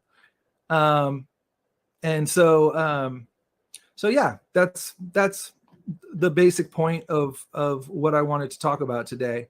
Yeah. That's any thoughts? Point. No, I think you made a really interesting point toward the end there, like connecting everything that you've said thus far, because anybody who's listening who has somewhat of an open mind would be willing to hear you out. They don't have to agree with you. You're not asking for them to agree with you.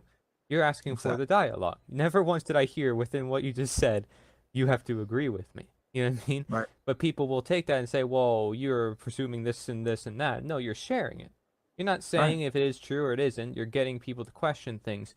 And a lot of people know that this term conspiracy theorist has been used as an attack to suppress dissent, to suppress people questioning the official narratives.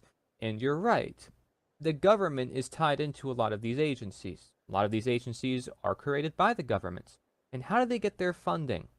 Through us, through people giving their money to the system. And we don't know what they're doing with this money. And then if they're doing these lies that you're talking about, well, that's obviously, using our money for the wrong reasons. That just still justifies their system. So, I say this too, sort of like what you were saying, it's sort of a justification. They're justifying their own system using their own system. So it's like the Hegelian dialectic. You create a problem, you create a reaction, then you create a solution. If you're in control of all three, you can steer the narrative any which way you want. And that's dangerous. The fact that anybody has the ability to change the world at any time and decide, okay, let's kill all these people, let's go to war, let's bring these people here, means that people are so vulnerable and willing to suppress their conscience to give it away to some person who tells them to do that, regardless if it's right or wrong. So I agree, there needs to be skepticism within everybody, but that doesn't mean that we're skeptical and we shut each other out to different ideas. No, skeptical Right. means you look at everything, which means you're still open enough to look at everything, but then question it. Right. So it's not Yeah, like you're closing certain things off completely. Right. Yeah, I wanted to bring up a term that it does go around the flat Earth community, but it's Zeticism, and Right. it's Zeticism is if I looked it up in the dictionary, it's proceeding by inquiry.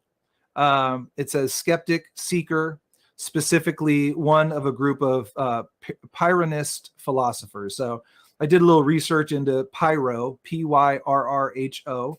He's a philosopher who came before Plato, and he was a skeptic. Now, it's really interesting when you listen to philosophy. Obviously, sometimes philosophy can be like the snake eating its tail, right? You're like, it's like, wait a minute, like, where are we going with this? And they talk about how skeptics, like real hardcore skeptics, would be like, you can't believe anything. But then they'd say, but that's a belief, right?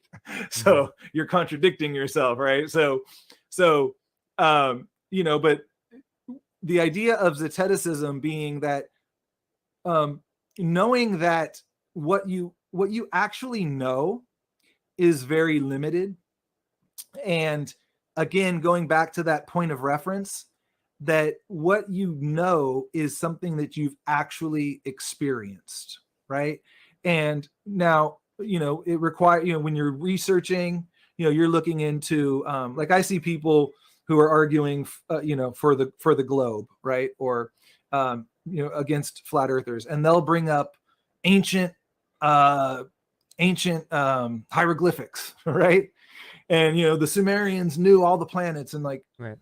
Okay, so first of all, we can't even trust what happened, 20 years ago, right? Like, but we're going to, base what we're talking about. Our point of reference is a tablet that's in a museum somewhere that, we're getting through, third, fourth hand knowledge, pictures of, and again, what your conclusion of that tablet is going to vary amongst different linguists, right, who are looking at these things. So it's like, to me, I feel like we have to let go of that, and we have to get back to this skeptical position, and of our point of reference is what we can experience ourselves, what we experience ourselves. I don't say that means you don't read a book or you don't trust anything, but Right. I think there does need to be an awareness of how much disinformation has been put out there to muddle everything. Sort of like muddling our common sense, right? Or like the simple basics of this life. Like, because if we get so wrapped in so many other things, then we kind of lose focus, do we? Right. It's like Absolutely. it's also the individual versus the collective. If we get so focused on doing what's for the greater good or for the common good, as the elites make this justification for their systems of control, well, then we are going to be controlled because we're taking Right. the power away from ourselves for this greater good that we believe in. This Right. faith that we have, like, oh, everybody, it's for everybody, for every good, and all these justifications, again, to make a right, not that it's actually right. That's what the word justificare means. Right. So the definition of skepticism that I got, and I just got this out of dictionary online, an attitude of doubt or disposition to incredulity, either in general or toward a particular object. Next, the doctrine that true knowledge or knowledge in a particular area is uncertain. And then finally, the method or suspended judgment, systematic doubt or criticism, characteristic of skeptics. So, like, again, there, suspended judgment, systematic doubt. I really believe that that's the position we all should be coming from. We have been lied to enough that when you hear a conspiracy, you should doubt it. When you hear anything, you should start from a position of doubt. It's on NASA to prove their claims, right? It's not on a bunch of people who are questioning NASA to prove that NASA, who gets billions of dollars a year, are lying. Or let's take it away from NASA. Let's talk about the germ theory, right? They have spent millions of dollars. The pharmaceutical industry, our government, has spent millions of dollars focusing on germs and has yet to show an isolated germ. And I see, people that I respect in the truth and freedom movement, discrediting that idea. Mm-hmm. And I, the other day, this came up recently, Derek Bros interviewed Del Bigtree, and Derek asked people what they wanted him to talk about. And of course, a lot of people wanted him to talk about germ theory, which Del has had Andy Kaufman on his show, but that was it. He hasn't gone down the germ theory route since then. And Del focuses in this, he's in their dialectic. I call it trapped in a dialectic. He's one side of this Hegelian dialectic of germ theory. And Del is doing good work in showing that even in that model, they have issues, right? They're not testing these vaccines. They're not, these diseases that they're claiming are these, viruses are not that deadly based on their own numbers. But Del's position was he didn't want to leave that arena because there's so much money in that arena and focus on that arena that it wouldn't make sense to step out of that. But if you step out of it, it's done, and again, I mean, I haven't looked into germ theory as much as I would like to in the future. I would definitely like to look into it more, but my understanding of it is that they have not isolated a virus and proven that they haven't isolated it. First of all, that's the first problem. And they haven't proven that anything like that causes disease. Apparently they've done experiments where they've given whatever they do when they get, some type of thing that they say is a virus, and they've given it to people and people have not gotten sick from it. And, the rebuttal to Derek and Del's interview, there was a video by Andy Kaufman, Thomas Cowan, and another couple of people. And Thomas Cowan was making the point that if you cannot prove that a virus exists after all of this money has been spent to, build this infrastructure of germ theory, disease, which is what the pharmaceutical industry is based on, then that's it. It's on them to prove that. And until they do, we shouldn't participate in that debate of, obviously we should participate in the debate of my right to not put something in my body. That, I'll give Del Bigtree that. However, to continue to push this idea that there's these viruses and that they make us sick, if it's true that it has not been proven, then I think that is a very big waste of our time and energy. And again, if you're using the trivium, that's a contradiction that you're supposed to weed out, right? Until it's until it is affirmed or it's proven, that should be a contradiction that we push aside. And I think with germ theory, I mean, I think a lot of people, Thomas Cowan in the interview said this, that they made the mistake of doing this lockdown based on a virus, because that made people discover that, viruses aren't real and that, this whole system is fraudulent. However, I do think one problem is like, I think they probably realize that. And I think the next time that they do try to lock us down, it won't be with a virus. I think that they played their hand on that. And so, but moving forward for us as a freedom and truth community, we should all unite under this idea that they haven't proven that yet. And, and I'll see people say, well, why do people get sick? Why does my kid go to preschool, come home with a cold, and then I get sick?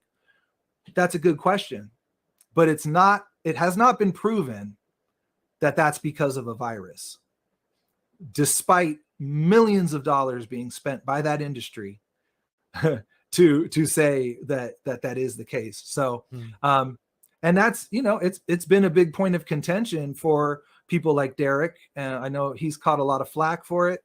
And it's not that I'm saying I'm not open to listening to that side, but it does seem to me to be a waste of energy to continue to play in that arena when you could really look at that arena as that Hegelian dialectic that they have us in.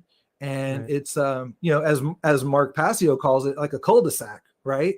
Like if we can, I think we should step out of that, and we should say, you know what, until you prove that you have isolated a virus and that it actually infects people, then we're letting that go, and we move forward with, discovering, maybe we do discover why people get ill, or, we find ways to create natural health, which I do think there is a lot of people doing that in the movement.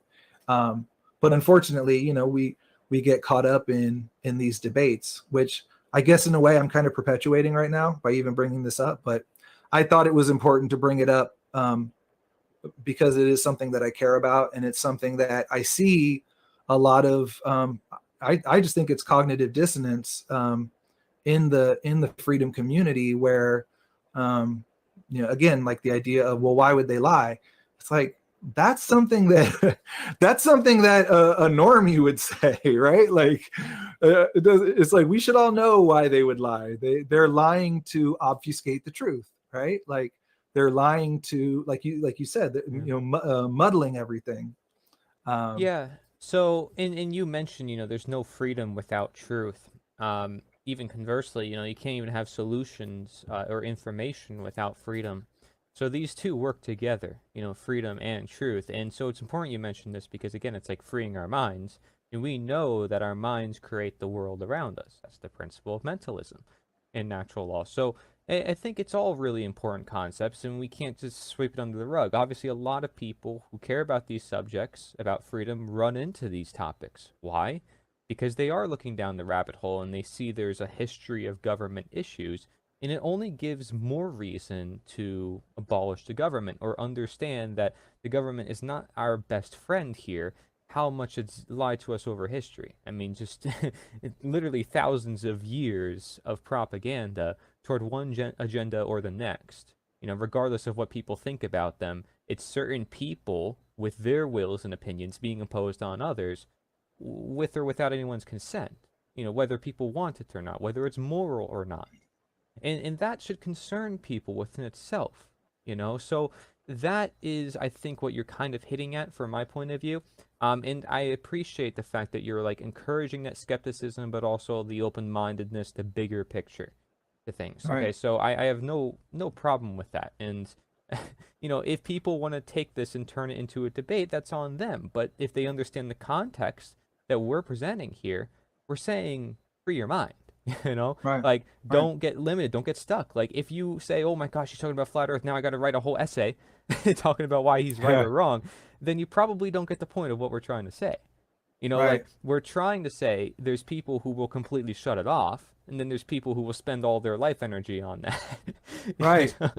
And also for me, if I look at flat Earth as an example, and it rings true to me, and I don't feel like I'm out there. I don't feel like I'm not religious. Like, I mean, I am spiritual. I've always believed in a higher power, but that's not what made me believe, that, hey, this makes sense, or see that this makes sense to me. Then I should have the authenticity and the courage to speak that. And I'll be honest with you, for a lot of, the content that I've put out, I've held back. I don't necessarily think that, I would want to talk about flat Earth all the time. However, for me, it is something that I've looked at and I go, yeah, that makes sense to me. Two, I haven't seen anybody really debunk it yet, even the people that are really emotionally triggered by it. And three, the fact that people get emotionally triggered by it makes me think there's something to it. But it shapes my view of the world, and I should be authentic, say my position, not fear any repercussion from what someone thinks or whether or not someone's going to like me.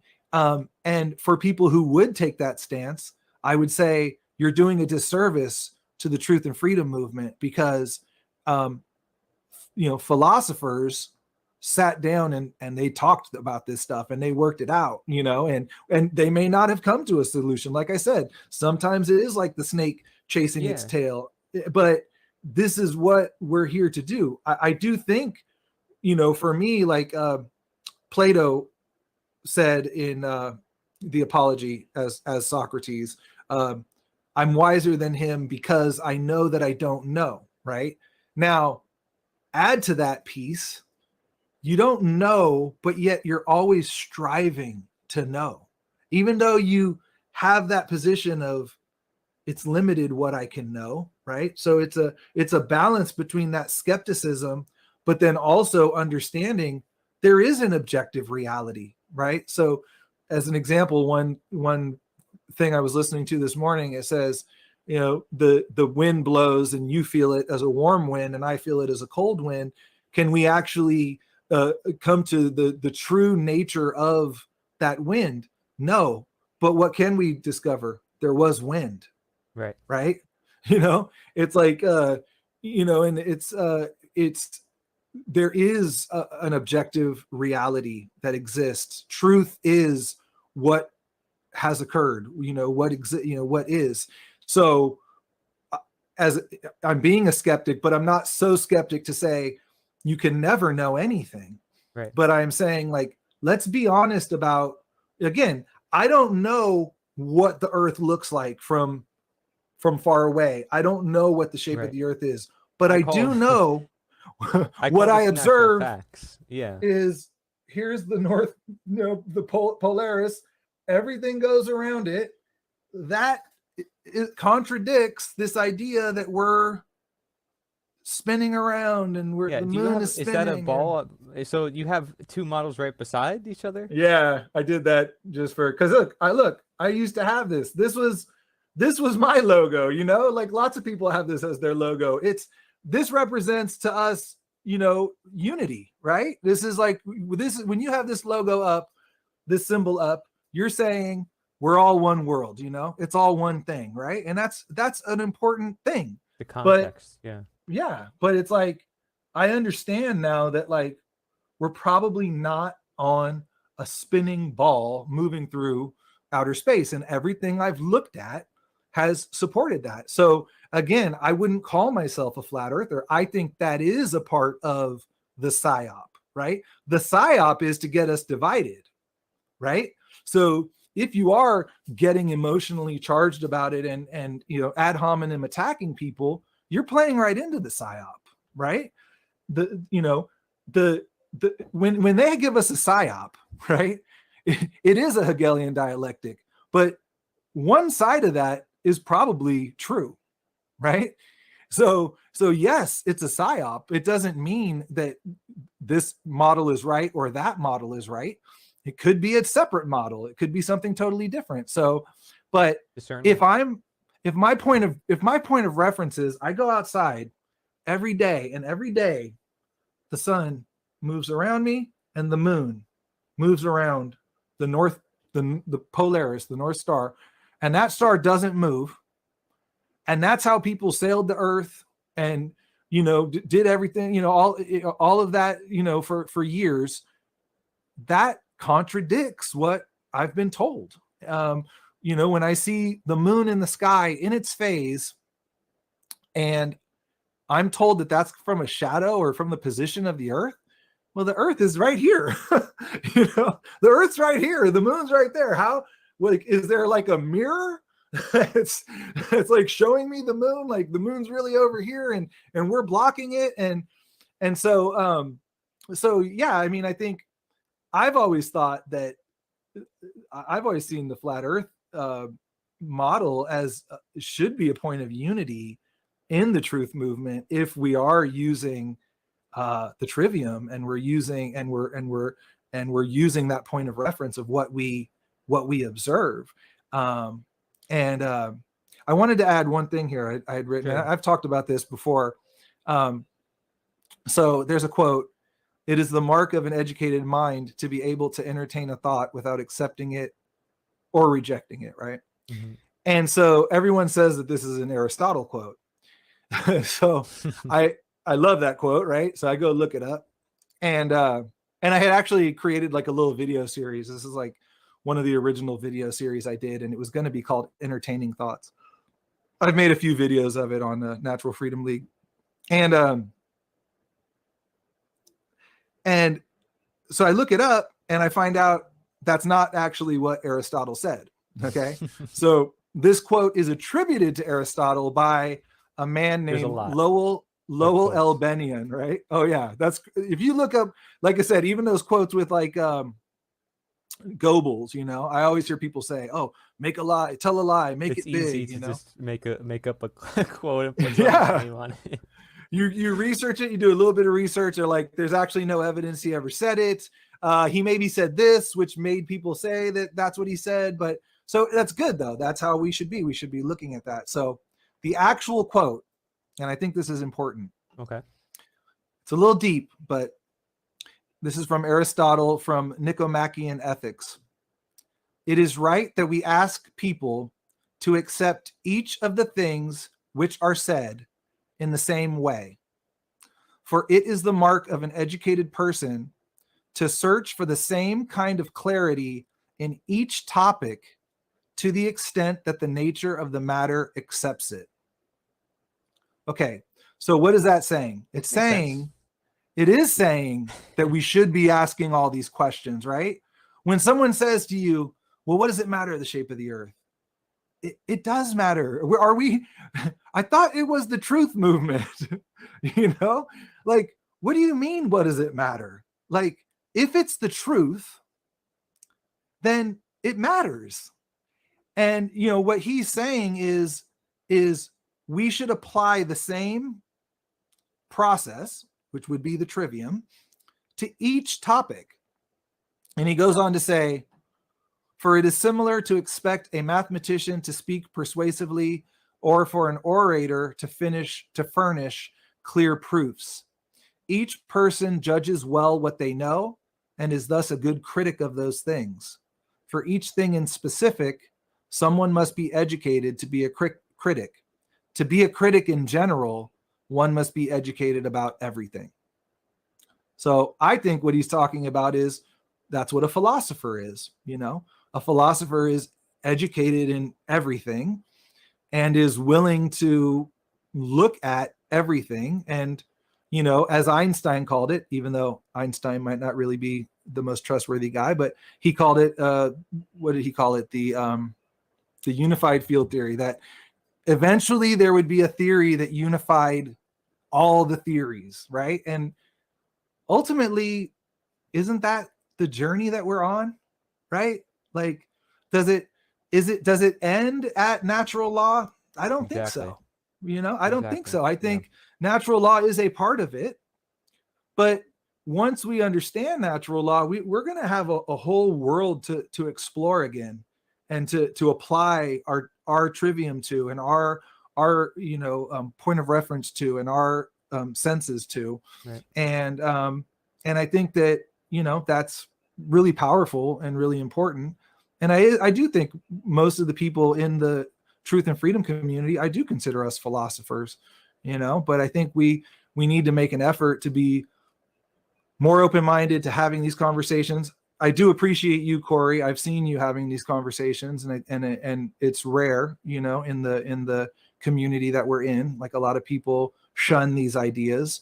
I agree. And I'm kind of, here today, like I said, it's kind of like my coming out party in a way, to say, you know what, like, I'm going to say what I think. And That's you as a human being. That's you being authentic, like you said. And are we not to do that? Are we not trying to promote an honest world? There's nothing wrong with that. Like I had a hard stance on veganism within the community of people applying human rights to animal rights. And if you look at the Weston A. Price Foundation, for example, you might be aware of what they do, because they talk a lot about what you talked about with viruses. They wrote books about it. They had doctors together, and they talk a whole bunch about that. They also talk about a lot of traditional living and how people used to raise animals and integrate them with regenerative agriculture. So they have so many resources, but so many people are unaware of it. And if they're willing to just shut it off right away without even knowing about it, without even first looking into it, I mean, it's like, how could we even have a conversation? Right. How could we be philosophers? Philosophy means, by definition, love of knowledge, Right. And Exactly. so that's why it's like, is it philosophy if you don't love all knowledge? All knowledge is helpful. It helps us. That's why we learn, Right. Now, there might be some knowledge that might deceive us, that might distract us, but that's on part of our own bias. It depends on what we do with that knowledge that matters. Right. When we turn into action and such. And you mentioned Eric DeBay, too. I just want to mention, he's very open with his community. He communicates with a lot of people. And he's done a lot of work over the years, not just Flat Earth. He's done so many other works, including talking about governments. So just because you may disagree with him on one thing does not mean you have to disagree with him on everything or shun out his works either. It's like he specifically details scripts, and he's got sources, and he just names the sources. He doesn't add his own bias at all. I mean, you're talking, he's just listing what he got from the past and all the different observations. He's not again saying like you have to agree with him. No one ever said that. But people will go off and attacking him, saying they're dumb, they're stupid. It's like, why resort to attacks? What good does that do anybody? And one thing that I greatly admire about the Flat Earth movement, because let's face it is a movement, they actually have a movement. Like, I've started Nature is the Answer and stuff like that to try to bring our actions together and more focused and more grounded. I really admire the fact that they have symbols and shared materials, and they're really unified, and everybody knows who they are. They've succeeded in doing that. And there's a lot of other messages we find that's important, like natural law, that we want to get out to the world.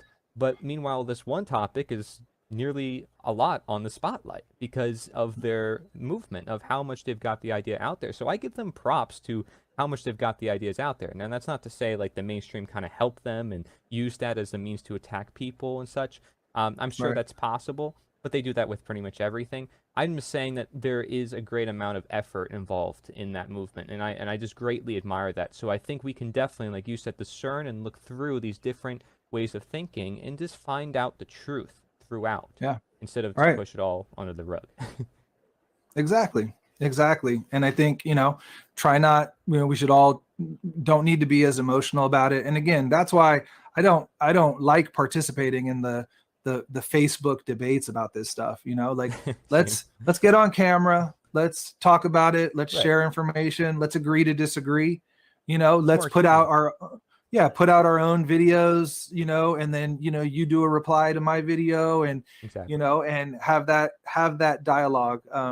I think that's the main point that I came here to talk about today, is that we should strive to have a thorough discourse on all theories, move to reject those that are obviously false, weed out the contradictory beliefs, and remain disciplined in our discourse.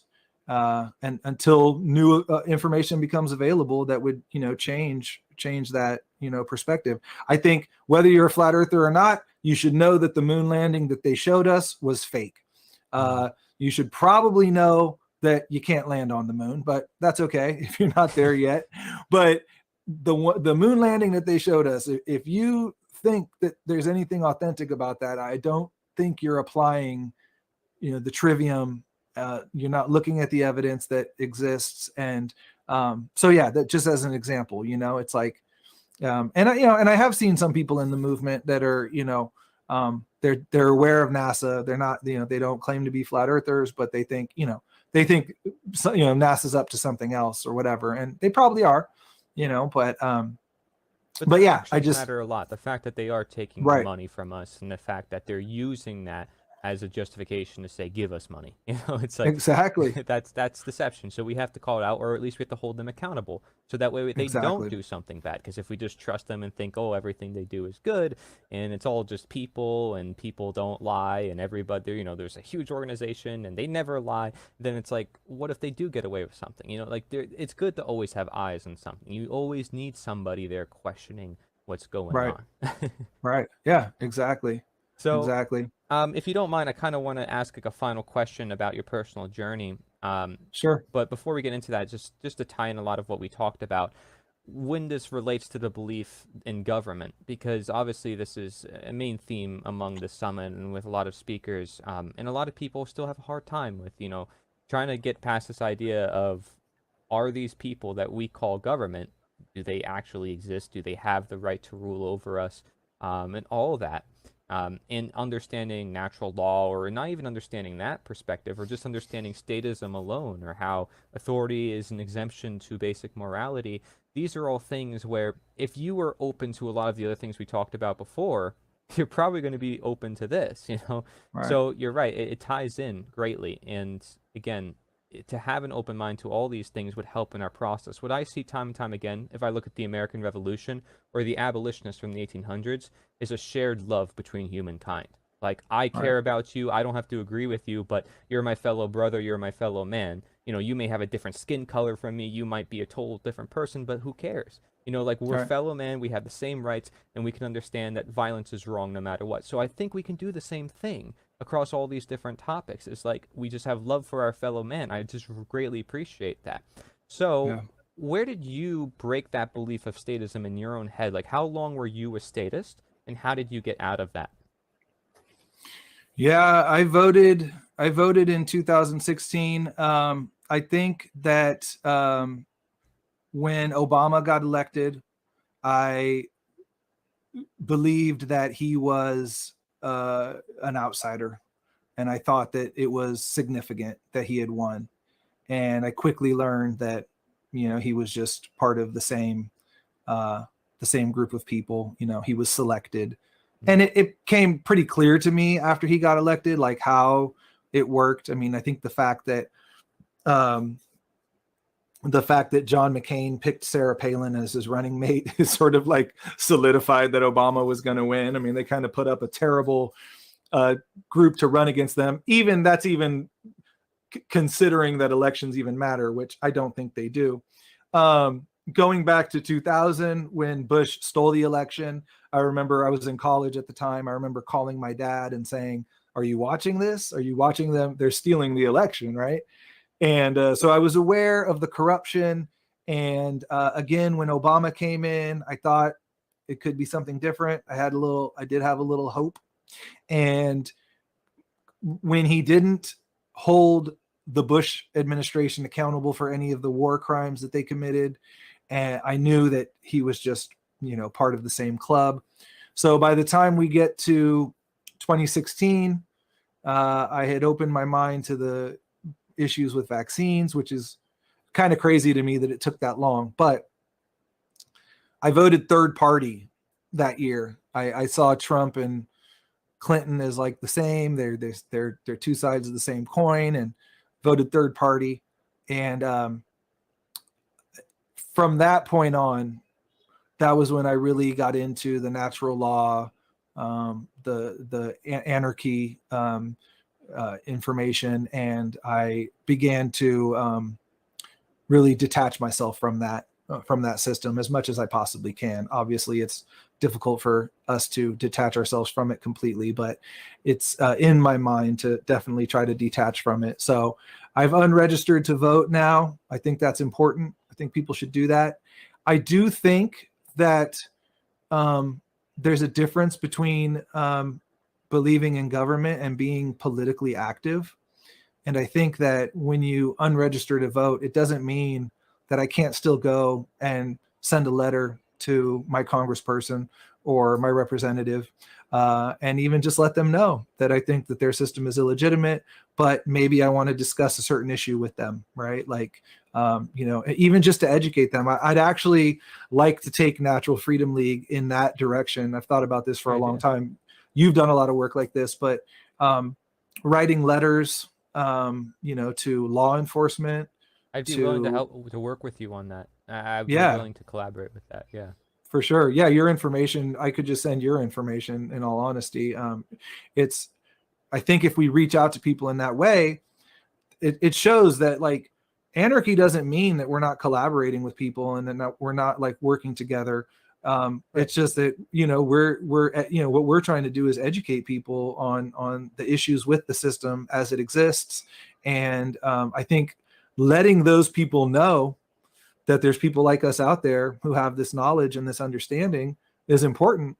And a lot of those people probably don't have that understanding. I mean, we tend to think like everyone is nefarious and up to something. A lot of these people, they're just following a procedure, and doing what they've been taught is the right thing to do, to be a good citizen. You participate, you run for office, and I think we can have an impact on that system without participating in it in the way that, is generally, expected of us in terms of voting and stuff like that. So yeah, that's, my stance on government at this point is I don't want it in my life. We talked a little bit earlier how I, registered my fictitious business name, as an entity, as a way to sort of separate myself from that system, but also acknowledging that that entity exists and that, I can't destroy it. I could go burn my birth certificate, but they still have it registered as, this entity is registered with us. And so there may be ways through, state national stuff or, understanding the legal system where we can reclaim our natural rights.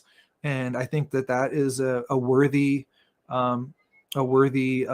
area to explore, and that we should all also be sharing strategies on that too. So, yeah. But and to look at these other aspects too, I mean, they don't know much about, statism and this whole belief system as well. So it would help to integrate these communities. And like I said to you, I'd be willing to make a lot more of that happen. I know that the abolitionists did not use a lot of political action back then, but they still reached out to a lot of them, like you said. So, like, I'd be willing to do the same thing. They saw everybody as mankind, everybody as brothers and sisters. There was no exception to that. And there's no reason why we can't do the same thing here. We're doing the exact same thing they're doing, ending slavery just in another form. Obviously, it's a bigger form. It's one that they also acknowledged, but it's one that was destined for humanity in our eyes. We see we're meant to be free, and it's become evident over many years of history. And to conclude, would you have to say, because I really like a lot of the things you had to say about independent media and such. I didn't want to ask you another question, but I think this is kind of important, if you don't mind. Mm-hmm. Like, do you think there's any particular action that independent media should be doing that they're not doing? I can be a little critical of them sometimes because I want us to move together in the right direction, toward freedom. And I think a movement is necessary. You may not. I want to just get your thoughts on that. Like, do you think it might be necessary to have more of a unified message and mission, or like, what do you think would be required? Yeah, I mean, that's a good question. I think at the moment, I don't, like how you're saying, like, I don't think of it as a movement. It's so disjointed, and there's so many different people. I think a lot of people in the independent media, they're doing good work, but they're maybe focusing on the wrong issues. So I would say, but again, everyone has to focus on what they think is important. I want people to be authentic, but when you go down the road of investigating, child abuse, right, and exposing it, that's great. But we've seen over and over again that nothing really comes of that, right? Like whatever you think happened to Jeffrey Epstein, I mean, I sort of think he was kind of given to us as, to make us think that like something was happening. But I think that some of those issues that we get into are it's sort of a waste of our energy. And again, not saying that we shouldn't be concerned about the children. I think that when you expose that information, that's about all that's going to come of it. So what you really do to protect children is work within your community to protect people within your family and extended community, and you make sure that your community is safe, your local community. I think continuing to collaborate with different people, continuing to be willing to have these types of discussions without emotion, and working together. I mean, I think you're doing an excellent job of bringing people together. I could make a better effort of that myself, just to we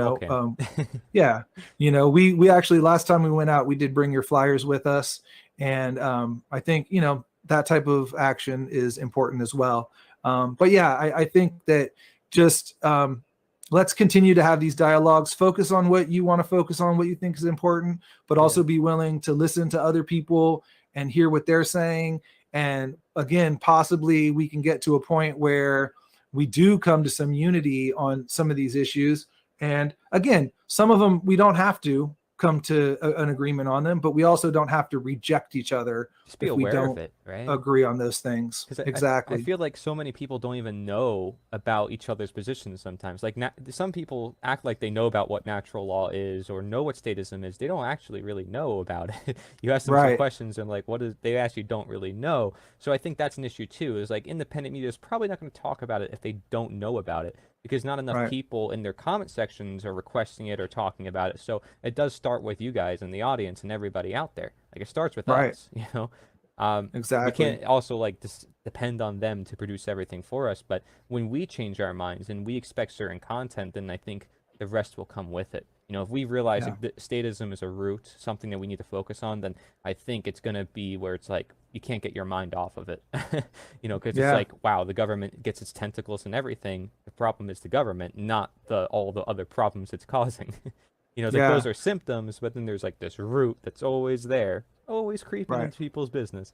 So I think also I'll add this is that instead of thinking in terms of having to wake everybody up and that's the ultimate goal, that's the only way that we're going to change the world, to focus more on the people that you can reach. And the solution should be to detach from the system and to build new systems. So, that's something I'll say, that I appreciate about like what Derek Bros is doing, because he's focusing on those types of issues. The only thing I'd say, and this kind of goes back to my talk, is sometimes it seems to mesh with this other part of the movement that is working with the system, right? And so to me, that's like a bit of a contradiction, right? It's like, but it's okay, it's okay. Like we have to work through that. Right. But again, it's like, we see people talk. I see all the time. This drives me crazy. Oh, Fauci's going to go to jail. But it's like Fauci's not going to jail. That system is never going to punish him. Never. Like we should know that by now. And it's like, so you can't be concerned about Fauci going to jail, right? And Del Bigtree. I've followed Del Bigtree for a long time.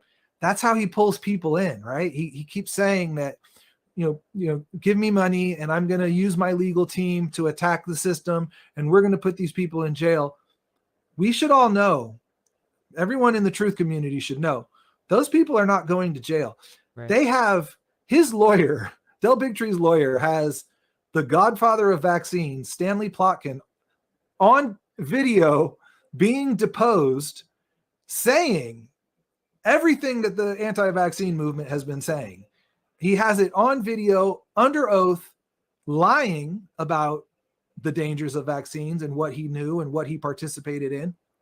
If we can't hold him accountable through that system, Robert F. Kennedy wrote a whole book about Fauci.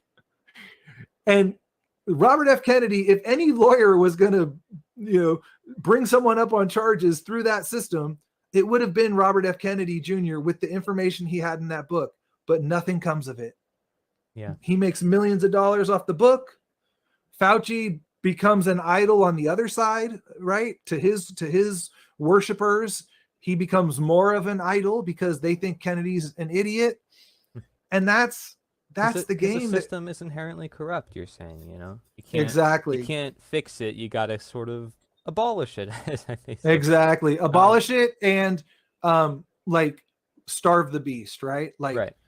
Don't less focus on what the system is doing, more focus on what we're building. So if that starts with the independent media, great. Then getting involved in your local community, local outreach, like you're doing, like we're doing, but building on that and helping that to expand. I do think if we wrote letters to politicians, we wrote letters to law enforcement, that goes a long way. I mean, the internet is great, but if someone gets a letter on their desk or sees a flyer, that's just as powerful for someone to pick that up and read it. And it may be more likely that you reach certain people that way than you would through the internet. So absolutely. And we talk to people all the time, professionals, doctors, former police, veterans, and they never expected to get across this knowledge. But then once it gets into their hands, they're like, wait, this is so powerful. We need to look at it. It even says in the Declaration of Independence, if we have to alter or abolish the government, if they said just change it, they would have just kept the word alter. But they also put the word abolish. There comes a time where it's necessary to do that. It literally says that word per word. So I think people need to understand, when is that time? It's like there is a time and place to get rid of it. So it's something that people have to just consider and look into. And going back to the point you mentioned before, I even criticize freedom cells too. Freedom cells, it's great. You have a lot of network of people coming together, but for what? I don't know. Right. It could be for anything. It could be for homesteading. It could be for talking about conspiracies. It could be for who knows. But, and that's where I think having grounded action is important. But thank you, John Roeland. It's been great having you. We talked about so many important things, and we covered a lot of great things. Pretty much everything we wanted to talk about, I would say. And I just want to thank you for coming on. I hope everybody checks out your works. naturalfreedomleague.com. That's naturalfreedomleague.com. John Roeland, thank you. Is there anything else you want to say before we head off? One last thing I want to say. Thank you, Corey. And I want to say Alex Jones is Bill Hicks. Thank you so much. I appreciate it. Everybody, if you want to see a lot more talks and speakers like this and a lot more gifts, go to NITA.ONE/summit, NITA.ONE/summit. This is the end of Slavery Summit. Thank you very much for watching. Take care.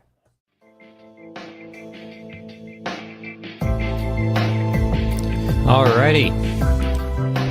Thank you guys for hanging out. I see there's a lot of different conversations in the chat.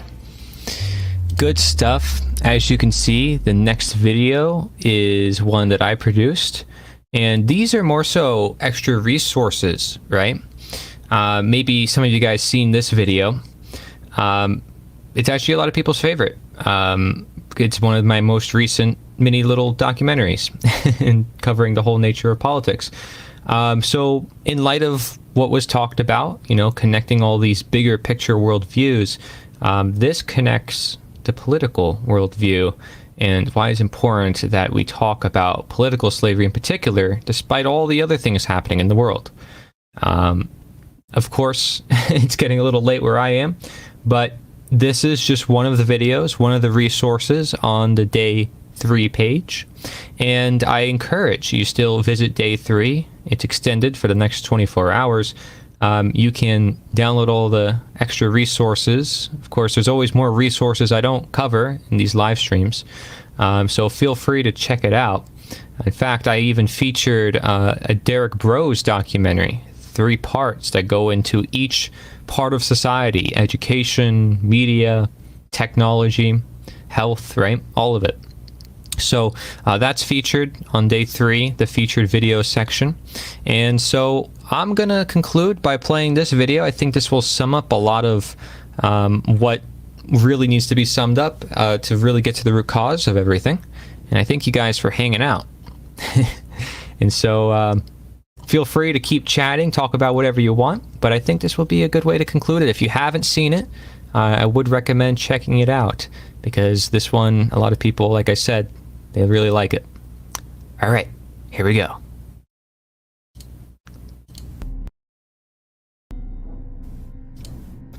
Thank you, and good night to those of you who are leaving. The ugly truth about politics. Today, there are a lot of people talking about politics, and throughout history, politics has gotten quite ugly. But just how ugly is it, and what can we do about it?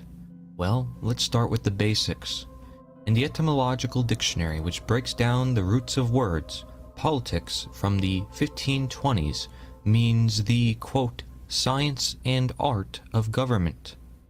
From the early 15th century, politic means, quote, pertaining to public affairs concerning the governance of a country or people. Originally, the word may have had its roots with the Greek word polis, which means citadel, fort, city, one city, the state, community, or citizens. From these definitions, we can see that politics is all about the maintenance of an individual's living community, whatever size one may consider that community to be.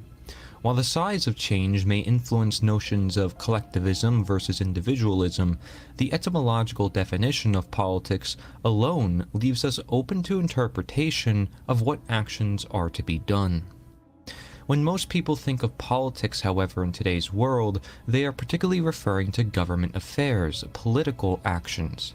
May that be elections, voting, government office positions, debates, campaigning, all for the effects in the world that people desire. May that be in introducing, changing, or eradicating a service, a tax, economic change, healthcare, maybe even a war. On the surface, this doesn't sound too controversial, but when we look into the world, there seems to be so much controversy over these issues and who will deliver what other people want. It has led into turmoil across the countries of the world, where the media may aggregate problems, share false stories, or push narratives, and people feel like their position is the most justified, or that other positions are wrong or straight out ridiculous. But this is only the beginning, and while it may be ugly enough for many people to outright ignore politics while others then take advantage of it, this is not the only ugliness I speak of, and my own views on how the world should operate are of no relevance here. I am afraid that the acts of politics that we use on a day-to-day basis can be within themselves harmful to our progression and evolution as a human species. If you have an open mind, so we shall evaluate what I mean by this. The first thing we must take note of is something called democide, which is the top cause of unnatural death. It is known as death by government. Take World War II, for example. The reason why it is important to first know about this is because the very same or similar political actions and processes that takes place in today's world is what has allowed such a catastrophe, which isn't so far in the past if we consider how fast it feels sometimes for time to fly by. Let us evaluate these actions. The idea of voting or electing people into positions of political power. Ask yourself, are people being the change or looking for others to be the change for them?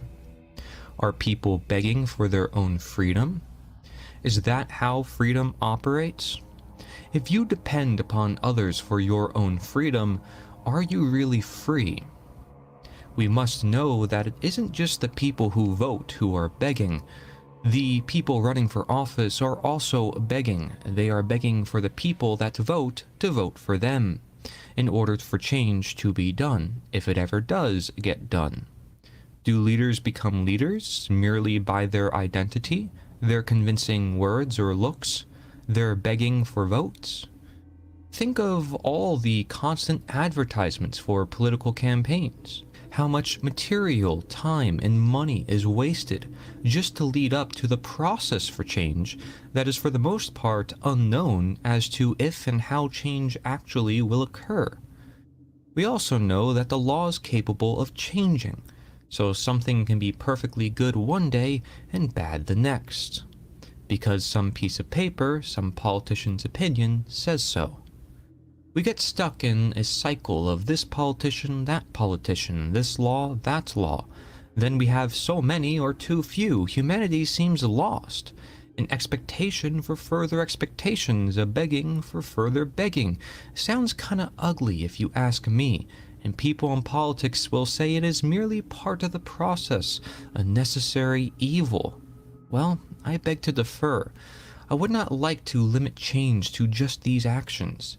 However, to evaluate further, we see there is barely any emphasis on education in political action.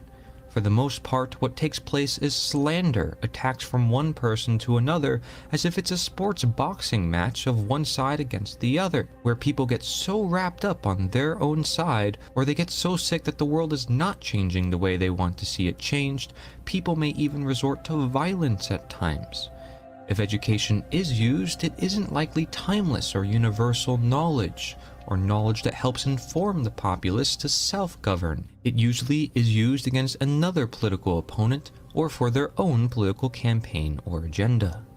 There is barely any emphasis on personal change within politics. People can have trauma and end up having even more trauma after experiencing the fear tactics used in campaigns, or all their built-up hope crashing down on them. People don't know how to define a simple right. What is freedom? What is slavery? What is democide? What is politics? What is property? What is ownership? And how all these concepts relate to one another. For what philosophy people know, it is only what is taught to them of other philosophers or those people in politics who claim to know about these subjects. Are we learning how to think or what to think? Is change limited to what is simply scribbled onto a piece of paper? Of some one person over many hundreds to thousands or millions of people?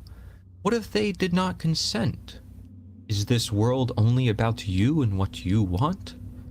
Should any one person decide for anyone else how everything should work? In politics, people tend to know that politicians lie, that they will do anything to get people's vote, and even saying that alone will gain people's trust. If it's not begging, it's deceiving, it's complaining, or it's ego boasting, it's bandwagon. Do people really like politics, or do they like games? People see no other alternative to creating change, and their faith in history, which they also hope they can trust for their own country, will also attempt to validate that method of political change. They say, well, that won't happen again, we won't let it. They say, well, we learned slavery is wrong, so it's gone. They say, oh, it's illegal, so it must be immoral. They say, we just need the right people in office or the right law enacted.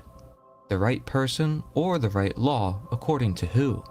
They say, what we decide, the collective, the majority, or the king, the queen, the magistrate, the legislature. So you want one person's opinion ruling over another person's opinion. They say, well, it's not an opinion. Well, maybe it's not. But not everyone will agree, so how will your opinion be enforced? The only answer to this is the same across the board for all political action at the end of the day: by violence. Even who people may call, quote, the greatest writer of all time, Leo Tolstoy, understood this. Every law is an opinion of man, a bunch of scribbles on paper backed by violence. enforced by other people who are seen to have more rights than other people, rights that they do not have by nature, and every politician is claiming to dictate what is right and wrong for people to do, to dictate what people's rights are. Should someone's opinion change what is right and wrong?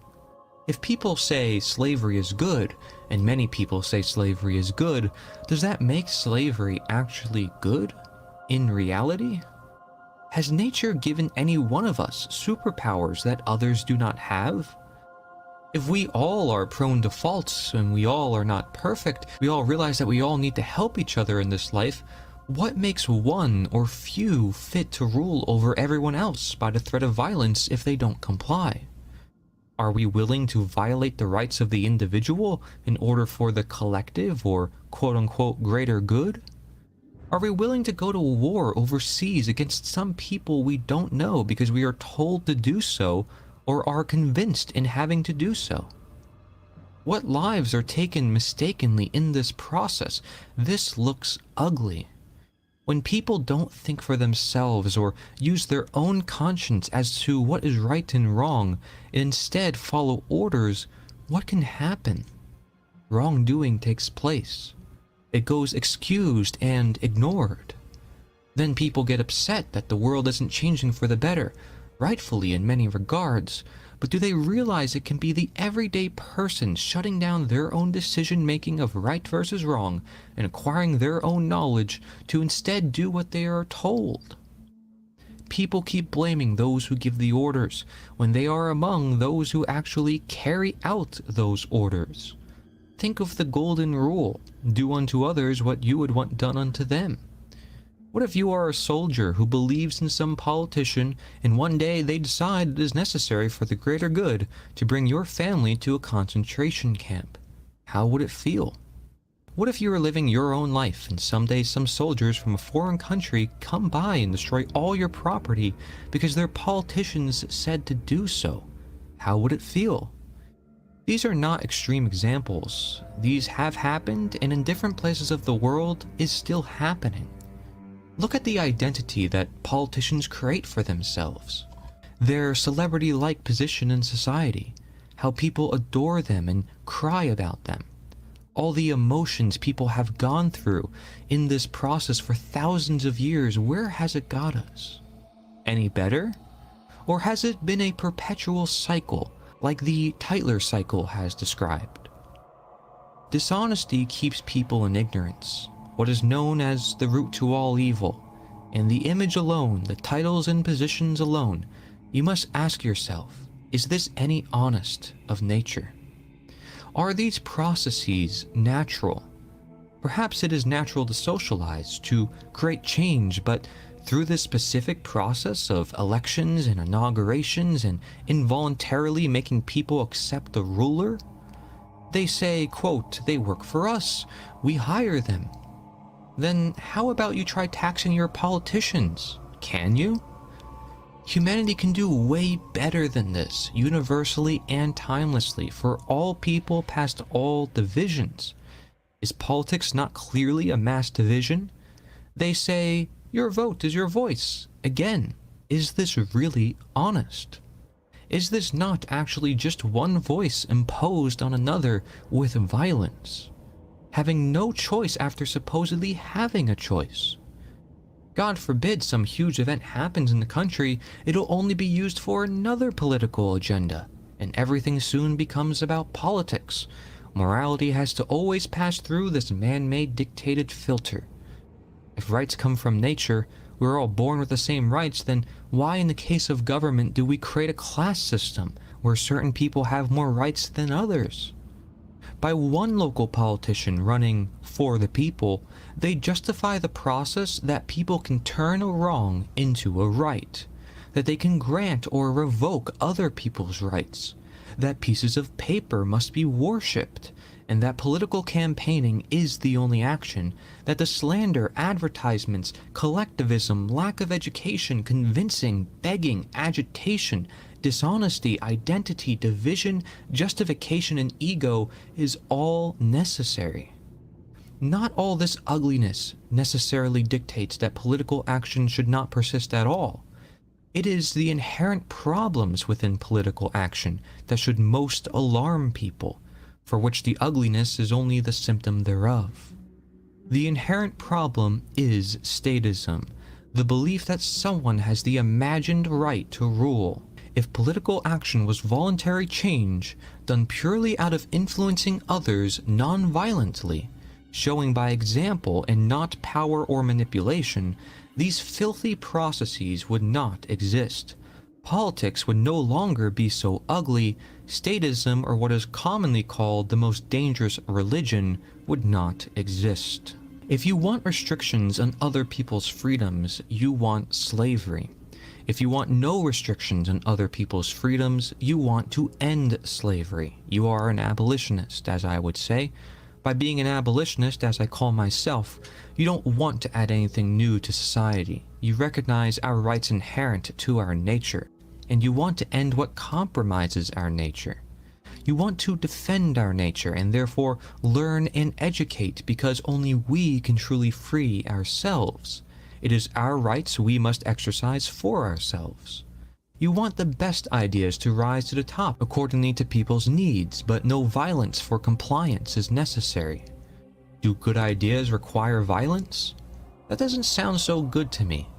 If you wish to dispute my points, I encourage you read The Most Dangerous Superstition by Larkin Rose. A less detailed read would be The End of All Evil by Jeremy Locke. The solutions are simple. Freedom is what provides its abundance, not just one or a few. We attain and maintain it through moral power and action as the only political action. Universal and timeless education. The abolitionists who ended chattel slavery of the past used no politics. It gave them no aid. They spoke of this exact action which did give them aid, and what we can absolutely do today without any of the ugliness. Shall any ugliness come of this, it will be from those still engaged in politics. For morality seeks no conflict, it cares for all people, and this is beauty. We can start educative newspapers, video content, internet threads, memes, conferences, speaking events, radio appearances, neighborhood connections, going to different meetings or assemblies, starting non-political campaigns of putting up signs and sharing materials, integrating with movements and developing action plans or opportunities. For long, the media, both independent and mainstream, have had the chance to utilize a great platform, yet the actions often remain limited to the news, including the news of politics. They too have a responsibility to help change the world.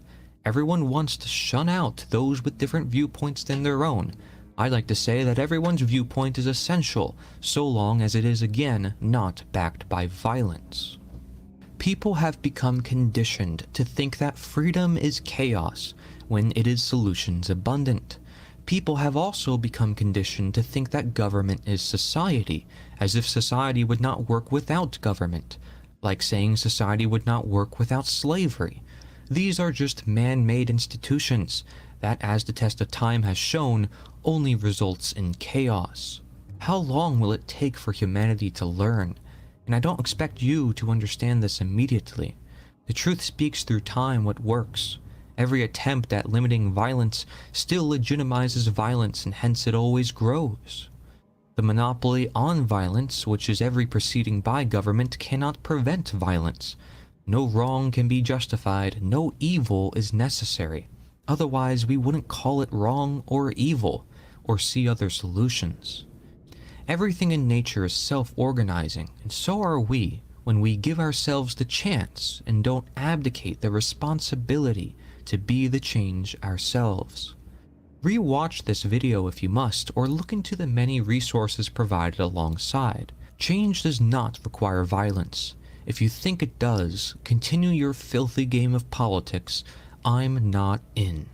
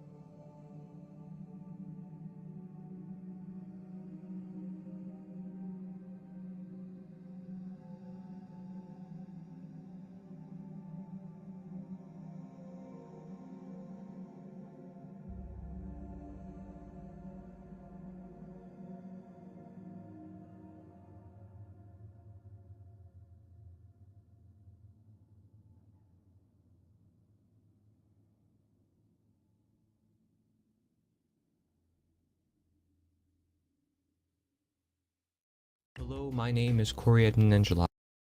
Great stuff. Awesome. Awesome. Thank you guys. I'm gonna head on off, but I figured I would just go on camera one last time. Thank you all for watching. If any of you stuck by this whole time, it was quite a journey. Went over many different interviews today, and Will Keller, you sticking out too, and John Roeland, I can't even speak. You guys hanging out too? Yeah, I'm a little tired, so I can't even speak, but that's okay, and of course I'm actually used to working at midnight anyways, half the time when it comes to creating scripts like that. But, what prompts upon me to do scripts like that is, life experience, talking to politicians and talking to people who are still invested in that system and seeing their mentality, observing their mentality and sort of gathering all my thoughts on it. And so far, from where it's at, I mean, that is my most complete compilation of thoughts regarding politics. But of course, there's always a lot to always be said. So thank you guys. I plan to do a lot more videos like that and of all sorts of different kinds. I appreciate you guys for watching. Take care, everybody.